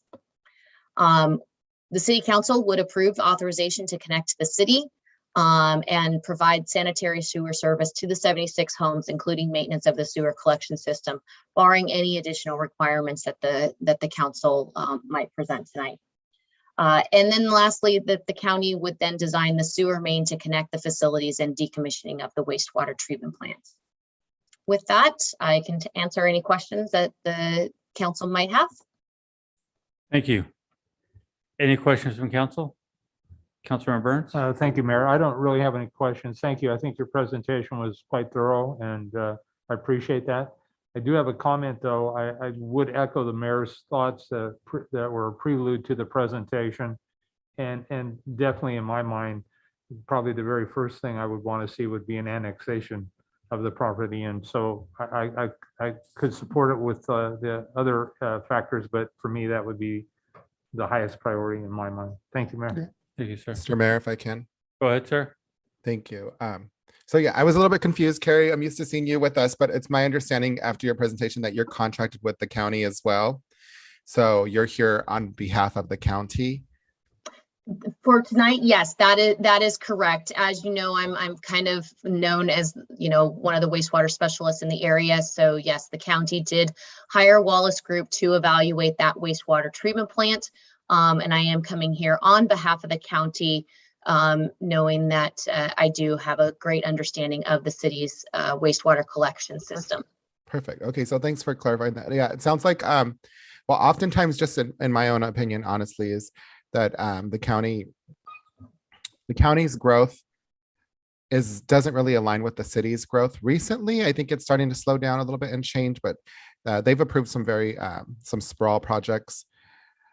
So it seems like they got themselves into a little bit of a pickle with this one, is what I'm understanding. But I too would support it if they were to follow the recommendations by the previous two speakers. Thank you. Thank you, sir. Carrie, I do have another question. It's concerning the upgrade on the pipe on Cushman from 15-inch to 18-inch. I read in the report that it would be able to accommodate the flow from Cielo Vista and from Ridgemark. So what exactly does that mean? Does that mean we're going to be sizing it to take the waste from Ridgemark also to make sure this is correct? Yeah, that would actually be, that's one of the reasons why I said in the next steps is we would want to reevaluate the Cushman upgrade. I have not reevaluated that line in the sewer model to evaluate whether or not the Cielo Vista flow would trigger that upgrade or additional future flow. From when we originally back in 2010 looked at the sewer master plan, one of the evaluations that staff requested Wallace Group to look at was potentially bringing Ridgemark into the collection system. After the sewer master plan was completed, that was Ridgemark went in a different direction and they upgraded their own wastewater treatment plant. And so that option actually got taken off of the table. So the Cushman upgrade has stayed on there as a pipeline to watch, but it's not been a requirement, and it would need to be reevaluated if the future development was identified and brought forward. So one of the things that we would want to do is reevaluate your wastewater flows, reevaluate the flows that would come from Cielo Vista, any other development that, Roberts Ranch, the developments that have been approved in the area, and just make sure that to see if whether or not that 15-inch line can maintain capacity at the current city standards, or if we would want to propose to upgrade it to 18-inch, which is the next size up. And then that would provide additional capacity as needed. It would not necessarily include, capacity for Ridgemark. That would be up to your city's direction at a future date. But I doubt that is not really on the table anymore, as Ridgemark, as you know, has upgraded their own wastewater treatment plant. Thank you. I just want to make sure if we're going to do it, we do it right. One time only. They're currently, as you know, doing a project right there on Cushman. And the street is, I think they've cut into the street to do some other utilities. So if that were to be done, it should be done soon. And also I want to make sure that your numbers, I think you said 1.5 million, 1.2. Your numbers are reflecting what the possible increase on the sewer connection fees will be once our study's done on that part. Correct. That the 1.2 is using what is currently your connection fee. If there is a modification to the connection fee prior to the Cielo Vista agreement, then obviously the connection fee would be per whatever your connection fee is at the time of the agreement. Perfect. Thank you. But estimating right now is based on the current connection fee. Thank you. Thanks for the presentation. Do we have any other comments or questions? Oh, yeah. Your water resources or where are you getting your water for the Cielo Vista? Is that all from what I was getting, I guess what I'm getting at is, it says in here that you guys are going to be, checking all the houses to make sure that the saltwater systems are gone.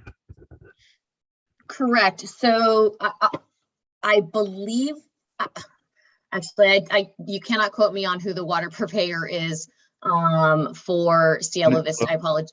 Yeah, that should be Sunny Sunny Slope, Slope right? Water. Is it Sunny Slope Water? I thought it was Sunny Slope, but I wasn't 100% sure. So Sunny Slope Water District, I actually following subsequent to the study that is presented to you on March 31st, I actually got updated TDS levels, which is the total dissolved solids, which is the number that we're looking for that identifies whether or not there is a high salt loading or not. Yes. And actually for 2020, their salt loading was only at 510 milligrams per liter, which is actually quite low for the region. So I actually would kind of rescind that comment of their TDS being an issue. That area is, we would want to re-verify that the self-regenerating water softeners are no longer present in there, but I do not believe that to be an issue. Awesome. Thank you. Thank you. Do we have any speaker cards on this? We do have two commenters on Zoom. The first one is Elias Salinas. We will unmute you. Thank you. So just to be clear, this project is not something new to San Benito County. This project has been on there. I think pretty close to 30 years that project has been out there. So it's not like a new development. You have two options, 1 and 2, and obviously the 1.2 is the better option of the two. And this is money that's going to be paid by the CSA. It's not something that I want to confirm that it's not money that's going to be paid by the city or the county. This is something that's being incurred by the development, the housing out there that's there. Also, are you stating that tonight you would not approve any of this unless you amend it to say that you're going to have them come into the city? And I'm tired. I'm sorry. I can't even think of the word right now. Annex into the city. I mean, that's not part of what the conversation is today. Is that something, and it can't be done today. You got to go back to them. So today obviously is important without having to delay any further is to go ahead and approve. And I would approve option 2. Again, I said the 1.2 million over the 5 million. And just to confirm, the speaker, if the council can ask her to confirm, to verify or clarify to the audience that's listening that the money's not going to be coming from the city or the county. Thank you for letting me speak. Thank you. The next speaker is Thomas Lopez. We will unmute you. Go ahead. Yes, hello, you there? Yes. Go ahead, sir. Yes, just speaking to the woman before last, for waste management. The waste management, where are we, what's the pipeline that we're using right now? Is it polyvinyl chlorate, which is a chloride process, so it's PVC, right, pipe, or is it steel and galvanized? I'm not sure. But if we're running PVC, that also jumped 5 times in the last 2 months. And so it's going to cost a lot of money to maintain. Just a question for her, and I'll leave that there. Thank you, sir. There are no more speakers, Mr. Mayor. Thank you. I think obviously the new construction are using the new plastic pipe. Down the line, it's a whole different story. So yes, costs have increased, and part of what we were talking about is making sure we have the correct cost by the time it gets to the point of us making a decision. This is not to make a decision tonight. It's about giving guidance. I think what we heard here tonight, first step is making sure annexation can happen first. And then with that would be the CFDs for the police, fire. They have their own HOA, and make sure there's no other fees that the city would inquire because of the CSAs that are currently out there. We're making sure that's only for the sewer treatment currently. So those are just financial things we need to look at, so we make sure we're covered. And then again, with the current rates that will be updated very soon. That'd be correct, sir? Correct. We have our guidance. That's the guy. Is there a consensus with Councilor? Yeah, thank you, sir. Thank you. Thank you, Carrie. Thank you all. We're going to now move to G5. The next 3 items will be from me, so let me just get ready.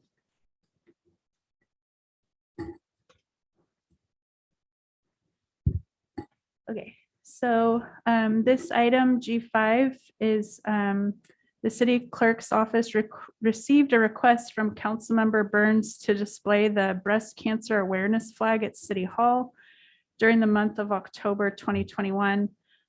So staff is seeking direction on whether to authorize this request. Okay. Any questions, comments? Mr. Burns, do you want to make any comments? Thank you, Mayor. It's no secret that I've been an advocate for this almost since the beginning of the flag policy, and I would still like to move it forward. I'm proposing to fly the traditional awareness flag. Acting chief from our fire department has indicated that they have one of those that could be available if I can't pull it off and get one soon enough. If approved by council, I'm prepared to buy the flag on my own expense and donate it to the city of Hollister.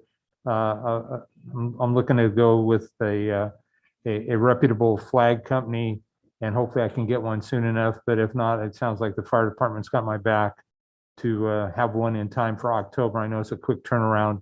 And I'm prepared to donate that flag to the city, knowing that this will be a annual recommendation and request before council for the month of October. I think it's the appropriate month. And so I would hope my colleagues would support me in this request. Thank you, Mayor. I appreciate the opportunity to speak. Well, thank you, sir. Is there any other comments, questions? I do, Mr. Mayor. Go ahead, sir. Thank you. I'm just wondering, is it going to be the pink one, the pink ribbon? What do you mean by the traditional one? Is it the purple? The one I'd propose to buy is actually, it's produced by a reputable flag manufacturer called Gettysburg. And I was looking at the one, and it's white with a pink ribbon, which is the tradition as I understand it. So that would be my recommendation. But if others on council feel otherwise, I'm certainly open to that. It's more about the principle in my case. Okay. And then just a suggestion, maybe you can get one on Amazon. That's where I got the flags typically. And if you have Amazon Prime, you can get it in a couple days. So I think it's a 3 foot by 5 foot is where I normally get my flags, and I get them on Amazon. So you might want to look there because it delivers in 2 days. So yeah, I definitely support this. Thank you for bringing it forward, sir. Thank you. Any public comment? We do. We do have a couple comments on Zoom. The first is Stephanie Castro. We will unmute you. Yes, hi. I'm not sure how this is going to align with the thin blue line flag flying. That was already approved for next month. It went through the whole process. It got the 100 signatures and you approved it.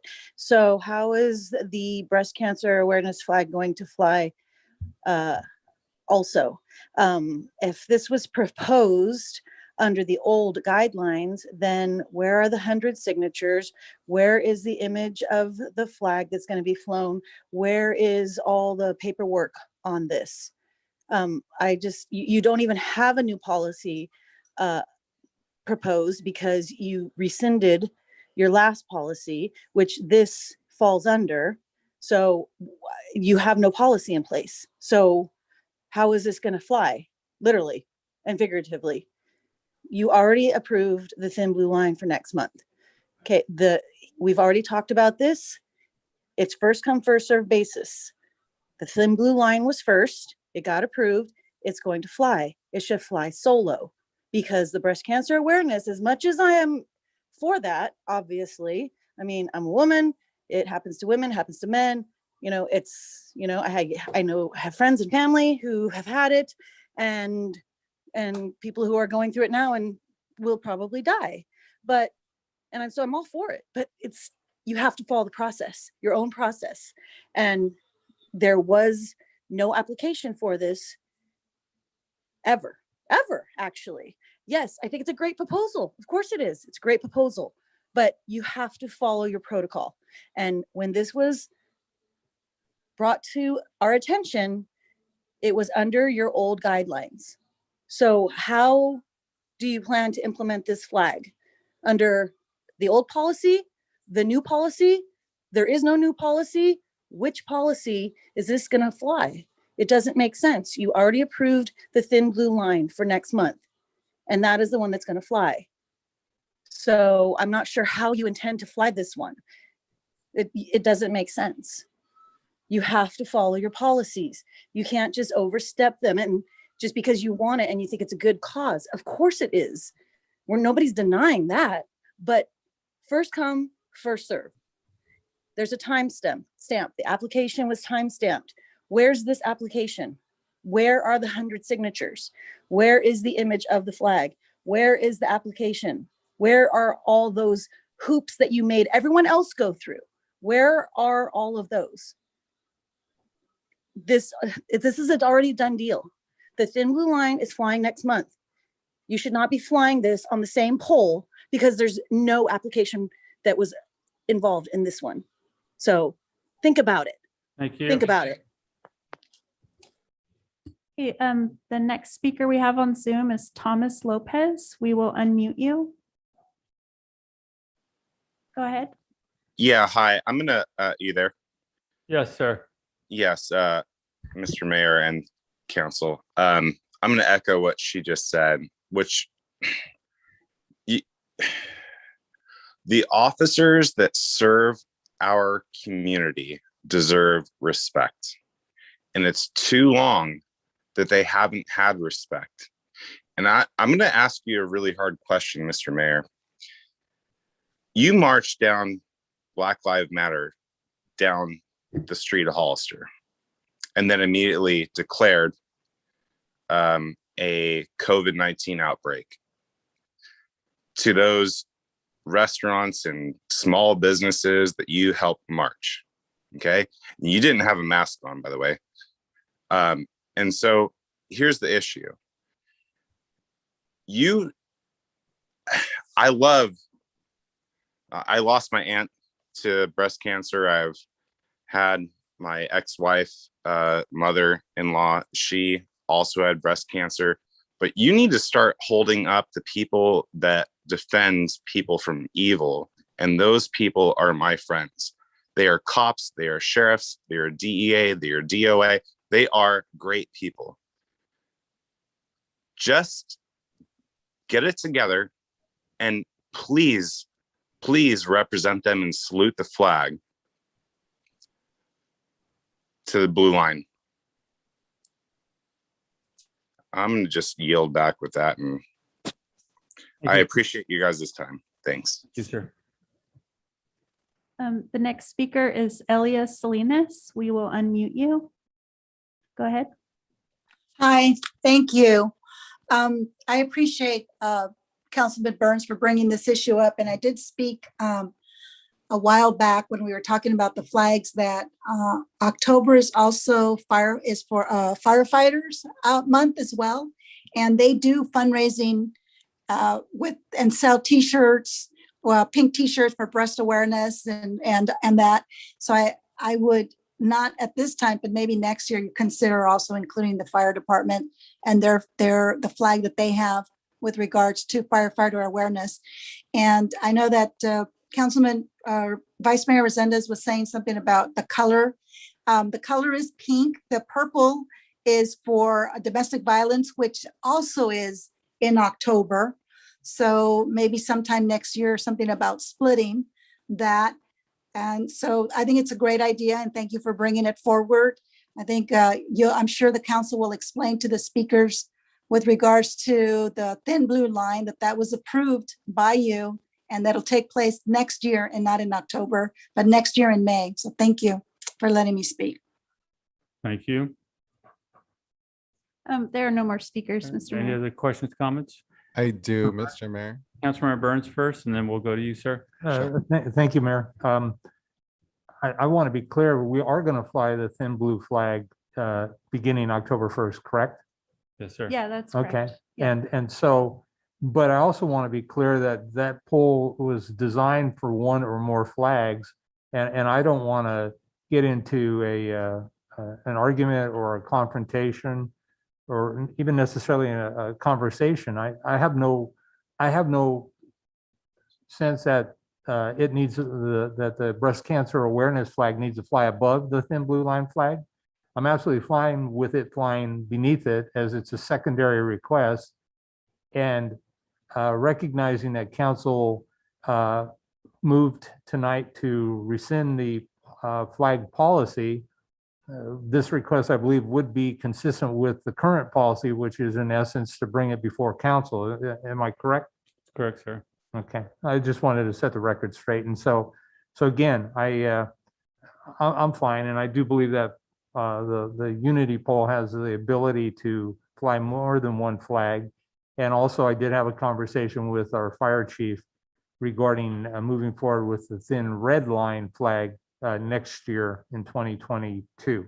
And so you can count on myself or others in our community, hopefully bringing this forward because I believe that's equally as important. So thank you, Mayor, for the opportunity to comment.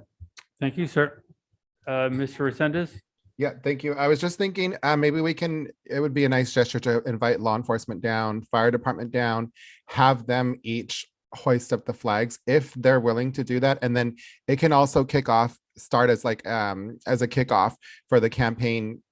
What is it? Not campaign. What is it? The fundraising event that the fire department does as well. We can just maybe market it that way and get the public out there. I think it would be a nice gesture if and we're able to do that. Thanks. Thank you. Any other questions, comments? Do you want to respond? The gentleman made a comment about, well, two comments one from the gentleman, one from the person before. As Mr. Burns pointed out, we rescinded the policy tonight. The way flags will go up now is through a request from the city council that was approved tonight as far as since the old policy was removed. Going back to the BLM March, absolutely, I marched proudly in the BLM March. And I was very proud of our entire community for being there, being involved. I was very proud of our police department and how they handled it and how they work with our community.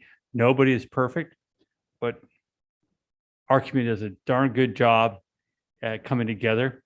And to be clear, I was wearing a face cover. The only time a face cover was not on me was when I was speaking. And afterwards, I did not declare an emergency to shut down the entire city. It was actually, that happened before that point.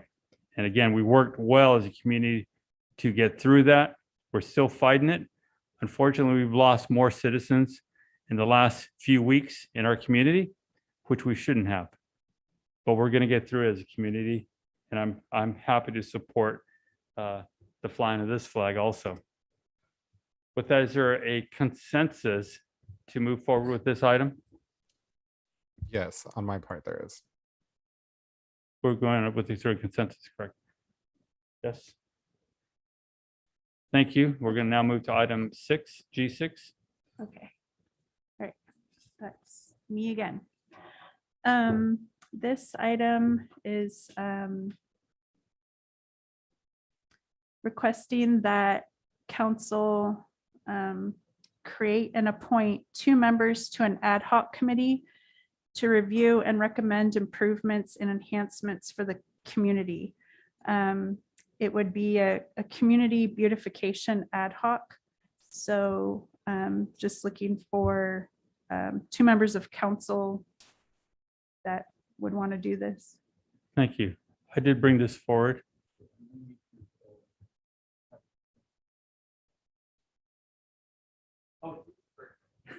let me step back for a second. Is there a consensus to continue? It's now past 10 o'clock. We were having so much fun. I didn't even see it. There is on my part. Yes. Thank you, Mr. Burns. I did ask for this item to come forward. There are a lot of areas that we all agree need to be beautified. Weeds, cars on lawns, just things that we all need to work together to make our city beautiful. And we all know it is a great place to live. So I asked Mr. Burns if he'd be willing to work with me. He has so much experience with code enforcement. His knowledge would be very helpful to start getting things done. And I'm looking forward to working on this ad hoc, if that's all right with the council, to move forward and let's start getting some of these things done, some of the landscaping done.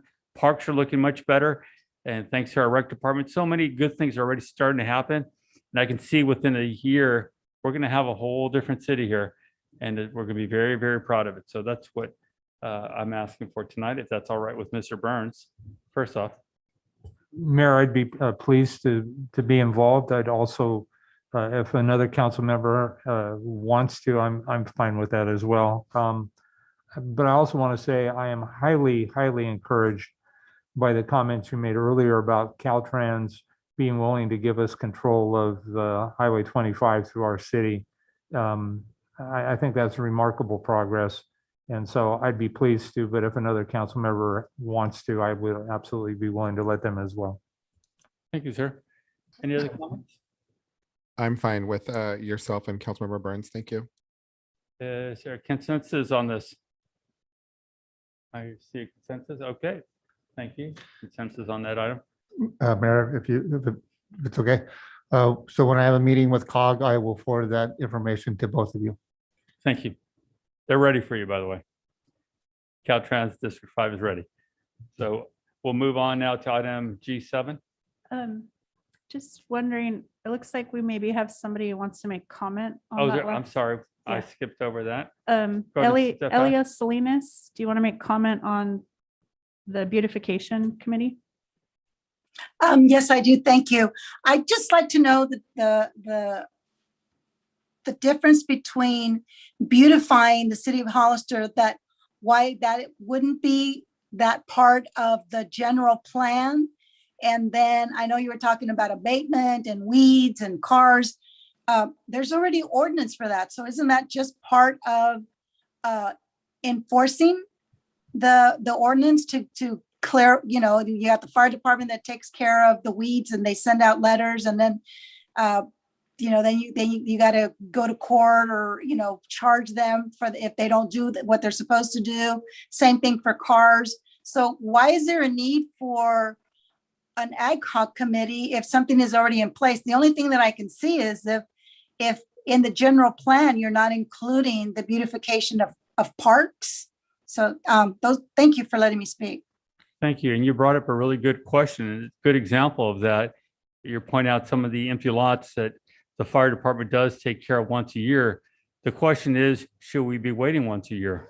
We're going to be working together to find ways to keep those properties clean and looking better throughout the entire year, so the public doesn't have to see trash all over our property or weeds up 3-4 feet before that finally gets cut down. We're looking for ways to work with our staff on some of the rules we do have to make sure that these things are getting done in a way that is fair to our residents and, again, beautifies the community. This is why we're talking about this. Thank you. Now we're going to move to. Oh, do we have we have one more. Oh, we did have another one. Thomas Lopez. Okay. Oh, oops, sorry. Go ahead, Thomas.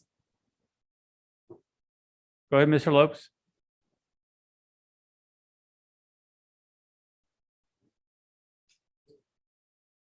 You're on mute, sir.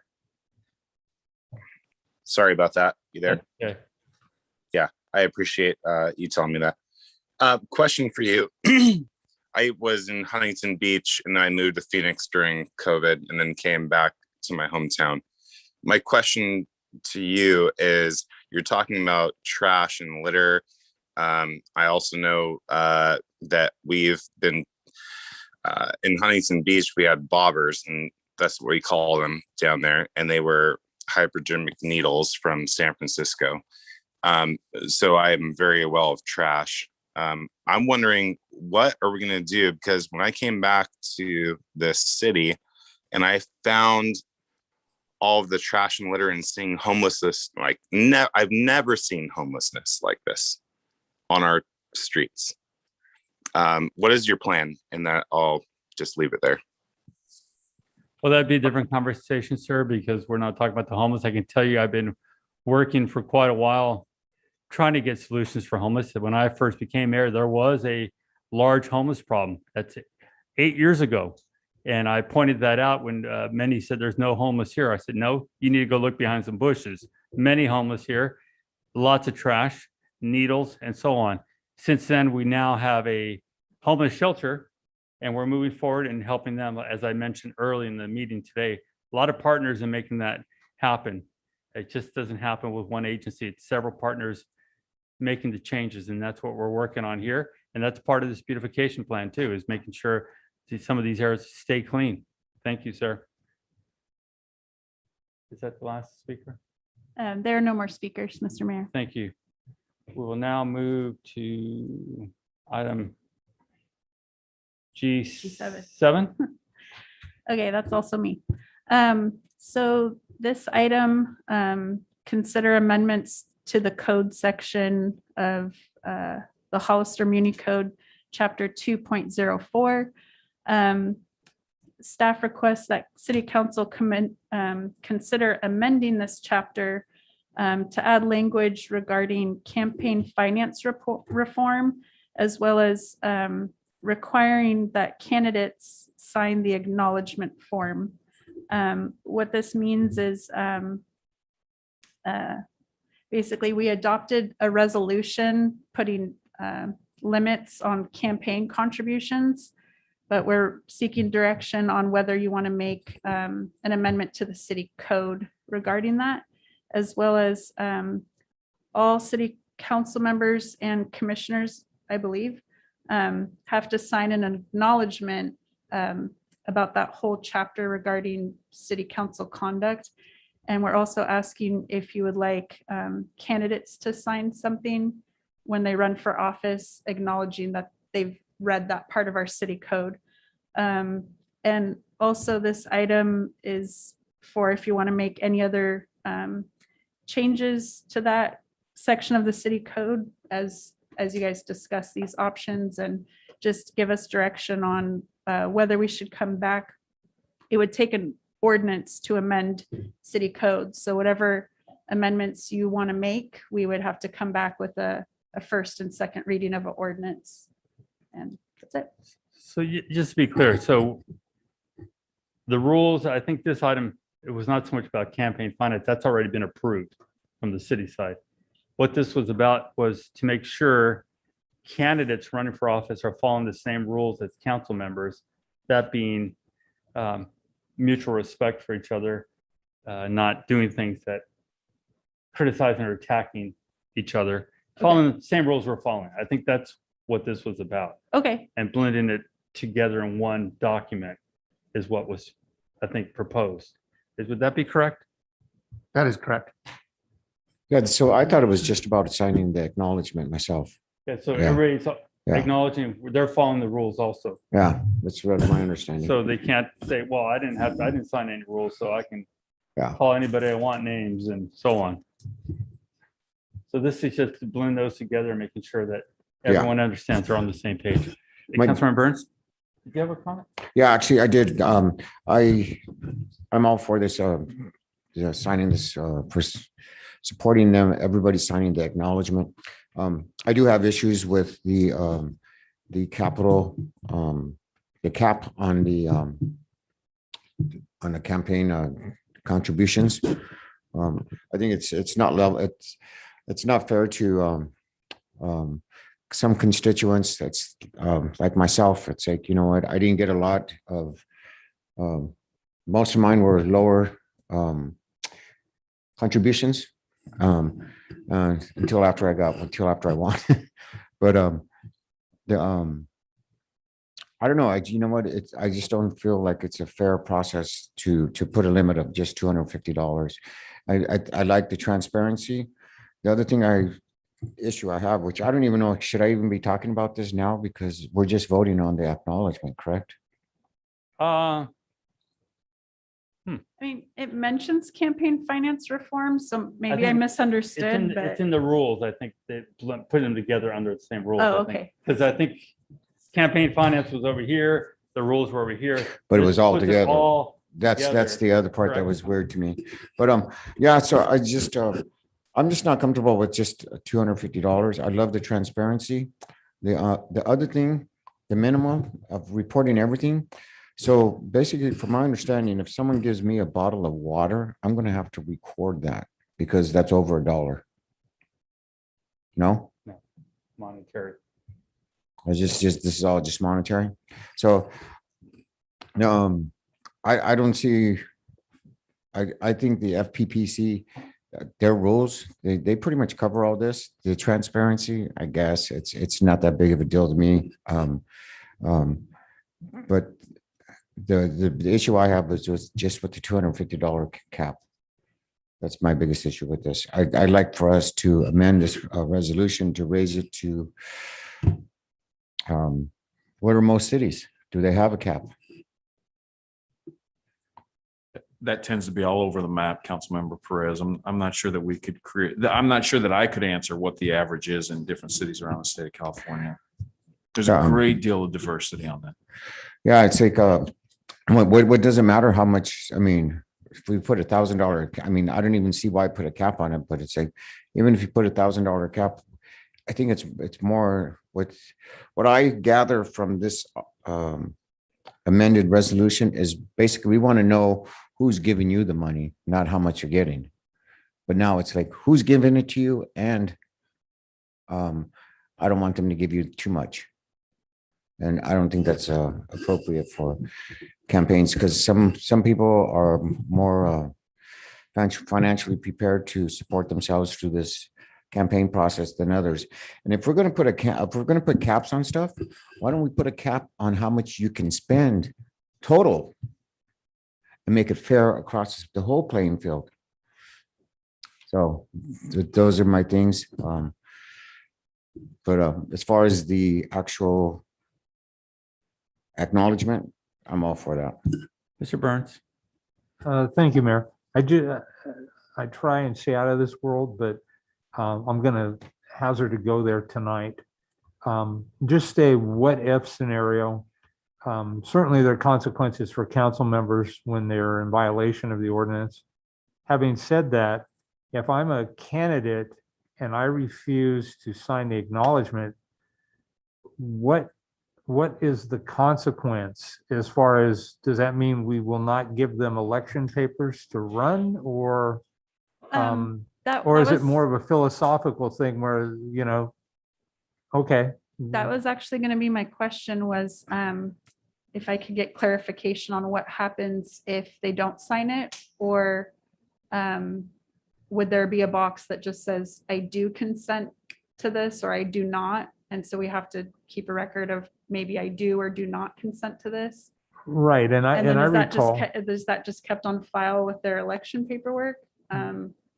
Because during the election that I ran in most recently, there was a form I signed that said I will comply with the fair political practices and I will play nicely.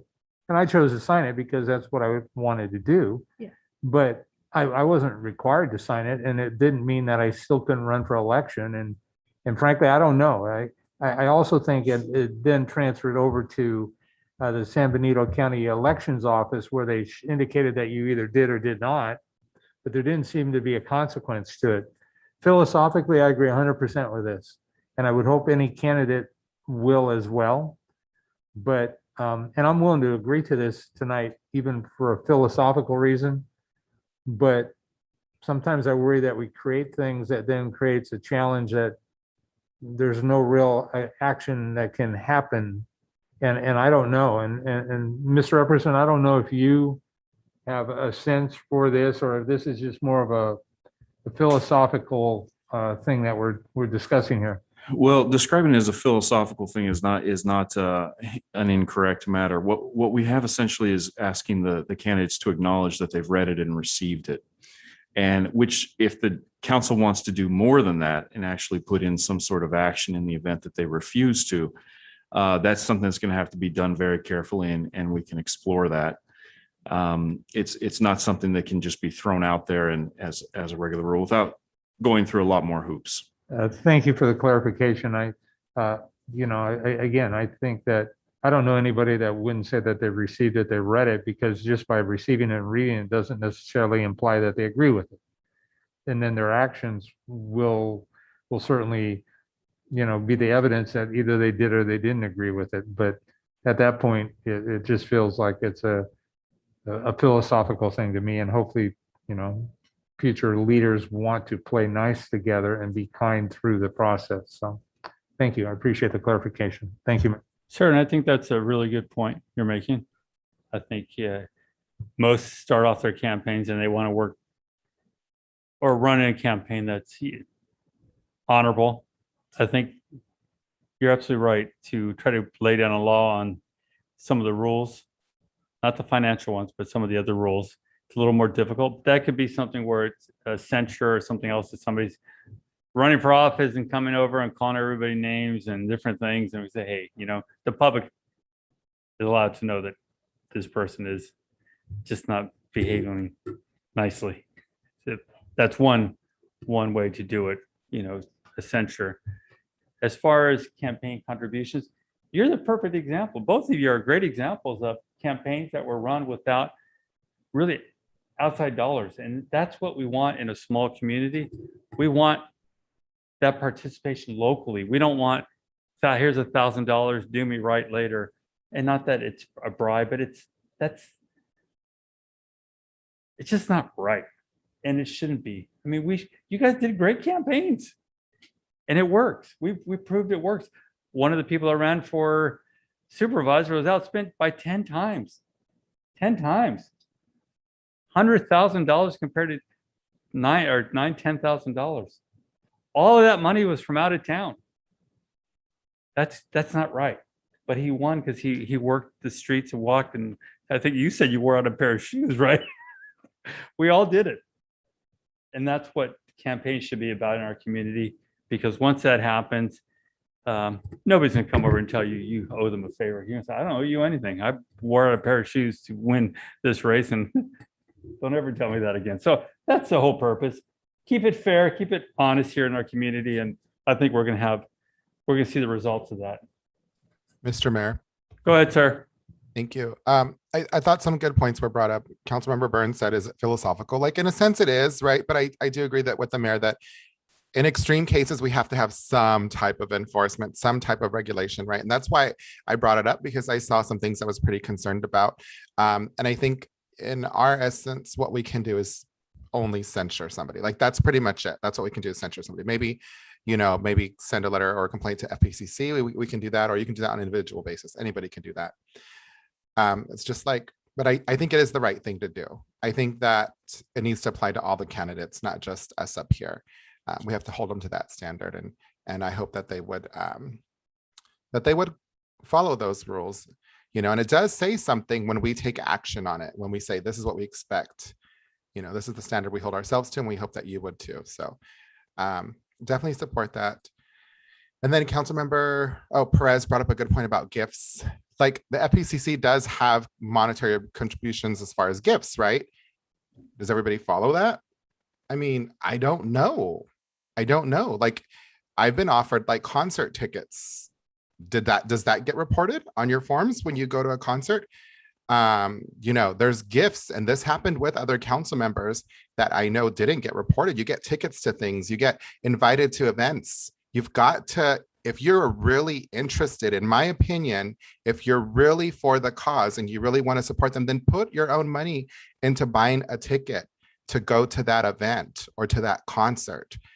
Don't just go because you're getting a free ticket. And if you are getting a free ticket, it needs to be reported, not only for us sitting up here, like that's the law for us, but I think it should apply to the candidates as well, right? And then I'm not going to even get into the discussion about, we've already been through it, about campaign finance. It's, you know, I don't know what else to say about it. I think you guys covered it pretty well. It levels the playing field.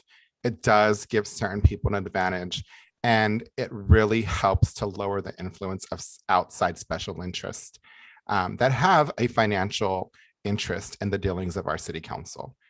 What else is there to say, you know? Thank you. Thank you, sir. So I was just looking at the attachment 1, which is the section of the city code on page 9 of that attachment. Sorry, I don't have the packet page number, but under 2.04.040, where it says implementation, it says Hollister Municipal Code Chapter 2.04 is intended to be self-enforcing and is an expression of standards or conduct for members expected by the city. And then it goes on to say, this document shall be included in the regular orientations for candidates for council, city treasurer, city clerk, applicants to board and commissions, newly elected and appointed officials. Members entering office shall sign a statement example below, which just says, I affirm that I have read and understand this section. And then that council will periodically review this and update it as necessary. So I was just wondering, would council like to make an amendment to that paragraph there that says that candidates running for office, just regardless of whether they win or not, just need to sign saying that they have read and understand it? And then that's not like an oath that they're gonna follow it, but it's just an acknowledgement that they read it. And would that be the best way to incorporate this into our code? Just by Mr. adding- Mayor. Yeah. Go ahead, sir. Thank you. I don't know where the language is either, Nova. I brought it up to Jason and Christine that it was that the candidates will be provided a copy. I don't feel comfortable with that because that basically says, here's a copy, but it doesn't really, like, it doesn't necessarily say that they should follow this. So I'd like to change that language as well. According to her recommendation, you're saying? Yes. And I think so. I think Mr. Burns made that comment. I've read these rules and if they choose not to follow them, I'm sure their opponent's going to take advantage of that pretty quickly and say this person won't even follow the rules and they're not even in office yet. What do you think they're going to do once they're in office? So I think that's a good recommendation. Okay, so is there How do you all feel? consensus to add language to that particular section that adds anyone running for office? That would be my recommendation, also to take out the language that says they're just going to be provided a copy.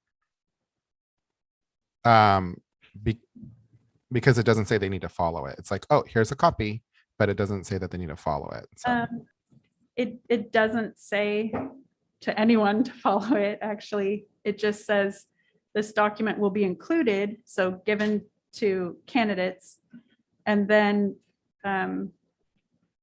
they'll sign the statement just acknowledging to read and understand.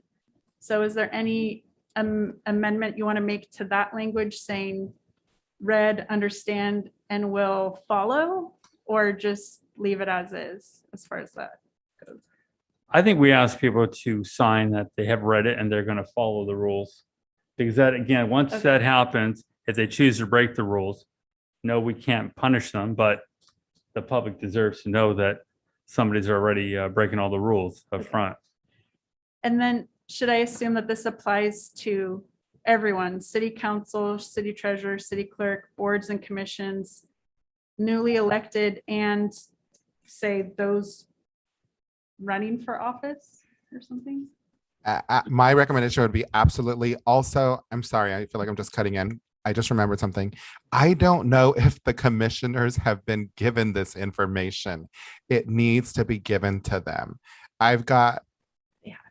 Yeah, it needs to be given to them because anyway, I don't want to talk about it publicly, but it needs to be given to them. Thanks. Thank you. Mr. Burns? Thank you, Mayor. I would actually ask that the city clerk's office work with the city attorney's office to coin the appropriate language, knowing what the direction of council has been. And again, I don't think it's going to be that complicated. It could be it could be a paragraph of several words, but I don't think it needs to be very complicated. Thank you.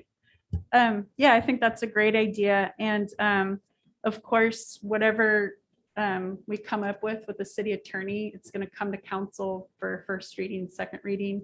So changes could be made during the first reading, right, Jason? Right, changes that are not major changes, Not but major. changes that are more stylistic and such. And I think you've given really good direction. I think that we can work that out and figure out something that is very close to the exact language that you would want. Okay, so I just have one more thing, because the second attachment to the staff report is the campaign finance reform resolution. So does council want to add a paragraph somewhere in this chapter of the code that references that we have this resolution? Or do we want to put that in there at all? I'm just confused why that was mentioned in the staff report. I think, again, I think it's more to make sure everybody's aware and they can't say, well, I didn't know about this code. They're signing off knowing the rules for our campaign to the financing. That would be correct, city attorney?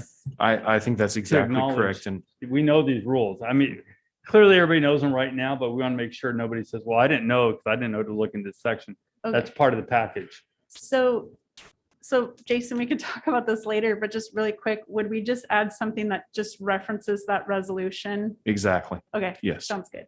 Mr. Mayor, Go ahead, sir. in that portion, can we add something about gifts that have a monetary value to them? Personally, I would say we follow the FPPC on that one because they can enforce that. It's a little harder for us to enforce something different than that. Okay. Councilmember Burns? Thank you, Mayor. Also, as I recall, one of the things that we're obligated to do is under the Form 700 report gifts. And we do that annually. And if you're on certain committees, you're required to do that as well. So again, I don't think there's a need to recreate the horse or the wheel here, I guess. But the other thing, again, I would presume that when you come in to pull election papers, that there would be an admonition by the city clerk staff at that time that, oh, incidentally, Tim, in addition to the conduct ordinance, we also have a clear policy as it relates to contributions. And so make yourself aware. I mean, when I've engaged the clerk's office, they've always been very, very informative, and they don't rush through anything. In some cases, they really emphasize it. And again, I think that, it seems to me like it's not broken. And so I don't see a need to fix it beyond what you guys are already doing, because I think you do an amazing job. Thank you. Yeah, the thing about gifts is covered under the Form 700 annually. You also have to do one when you pull papers, and then if you're elected, you do it again. Right. Then you do it annually. And then basically, when you're doing your, I'm losing my words. 460? The campaign contribution disclosure forms while you're running for office. I mean, it says in the instructions that I believe you have to include gifts if they have a monetary value. So Correct. I don't know if it gets as specific as like, but although our resolution says anything over $1, so I suppose, I mean, if you did get a bottle of water that retail was $1, I mean, I don't know, but you could Yeah. also just not accept it. You're not required to accept anything that's offered to you. Yeah, so gifts, when you're talking about those things, those are in-kind contributions to your campaign. If somebody's giving you a bottle of water, that's not a in-kind contribution. Okay. What we're talking about is reporting your monetary contributions and the in-kinds. So Okay. bottle of water would not fall into that. I would.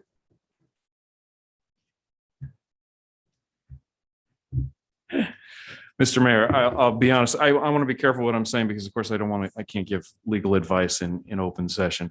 Let me say that if and when that situation arises, we can address it that way, but clearly that's not the type of situation. Right. If you're thirsty and someone hands you some water, I don't think anyone anticipated that being the type of situation where you suddenly have to write down and report it. You could always use a garden hose. Right. Like the old days. Okay, so, all right, well, we'll just, I have my notes and I'll work with Jason and then we'll come back hopefully soon with the first reading with amendments. And I think that covers everything I needed, but it does look like we have public comments. Okay. Or at some point. Let's go to public comments. Public comments, okay.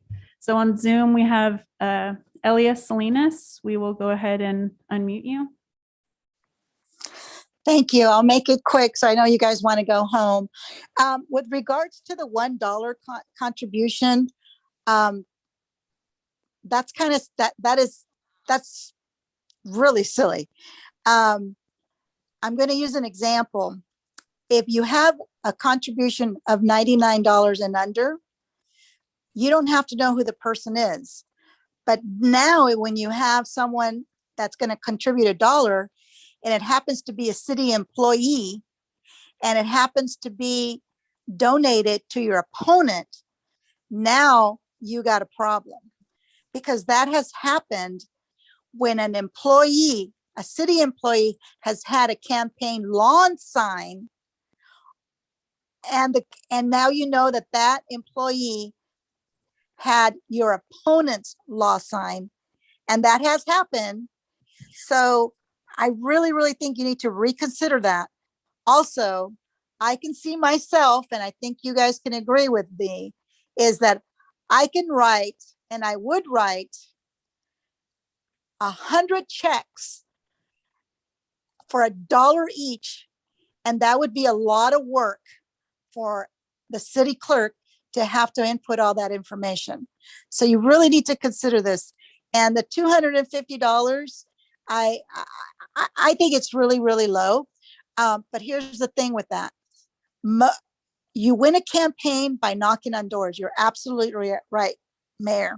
But also you yourself have name recognition, and other people don't have name recognition when they're just getting started on this. But they have to walk and knock on doors. You can lend yourself money, but if I don't have the money that you have, I won't have a chance to go buy all those signs that need to go on the lawns or need to go out on the road or whatever. So you're really, really restricting a candidate's ability when you do something like that. And one of the other things that you've not mentioned, or I did miss the meeting, what about independent expenditures? Because the contributions that can go through that are unlimited. So what are you going to do about that? Thank you for allowing me to speak. Thank you. Next speaker is Thomas. We will unmute you. Yes, thank you for the time. Look, the spending, I'm gonna go down a road here, but follow the money. And I have a couple questions and they're hard.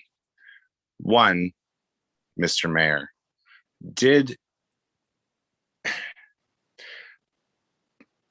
are you involved in the solar roofing industry here in Hollister? Point of order, Mr. Mayor. Can you remind the speaker to address the council as a whole and not just individuals or attack Feel individuals? free to ask questions, but not trying to point. And I'll be happy to answer that later. Okay. Okay. The other thing is expenditures, right? As far as a government official. My question to you on this point is, where are you guys? Okay, one, can I ask the question? Do you have a salary or do you get paid by hourly? Here, it's a city? Yeah. Yeah, I get paid 500 and the council members get paid 300, 200. You get paid 400 and I didn't get a raise? A month, Darn it.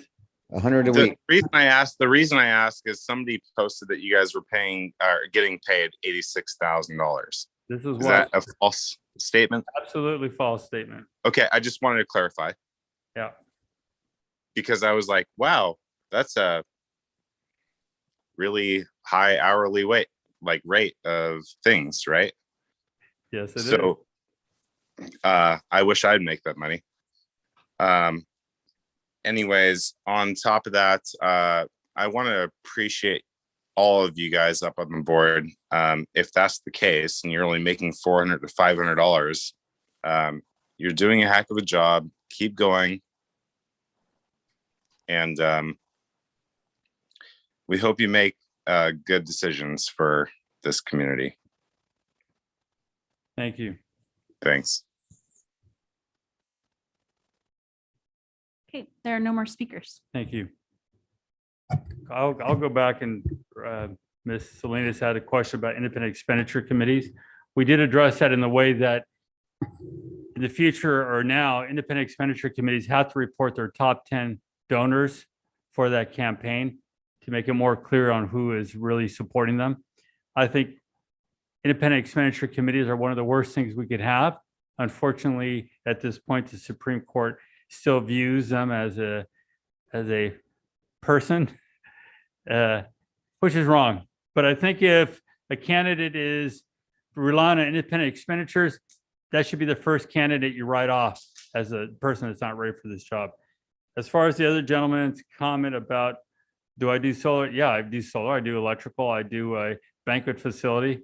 And the only thing I do here in town is my banquet facility. Solar is one of the things my clients have on some of the projects we do all throughout the Bay Area, throughout the state.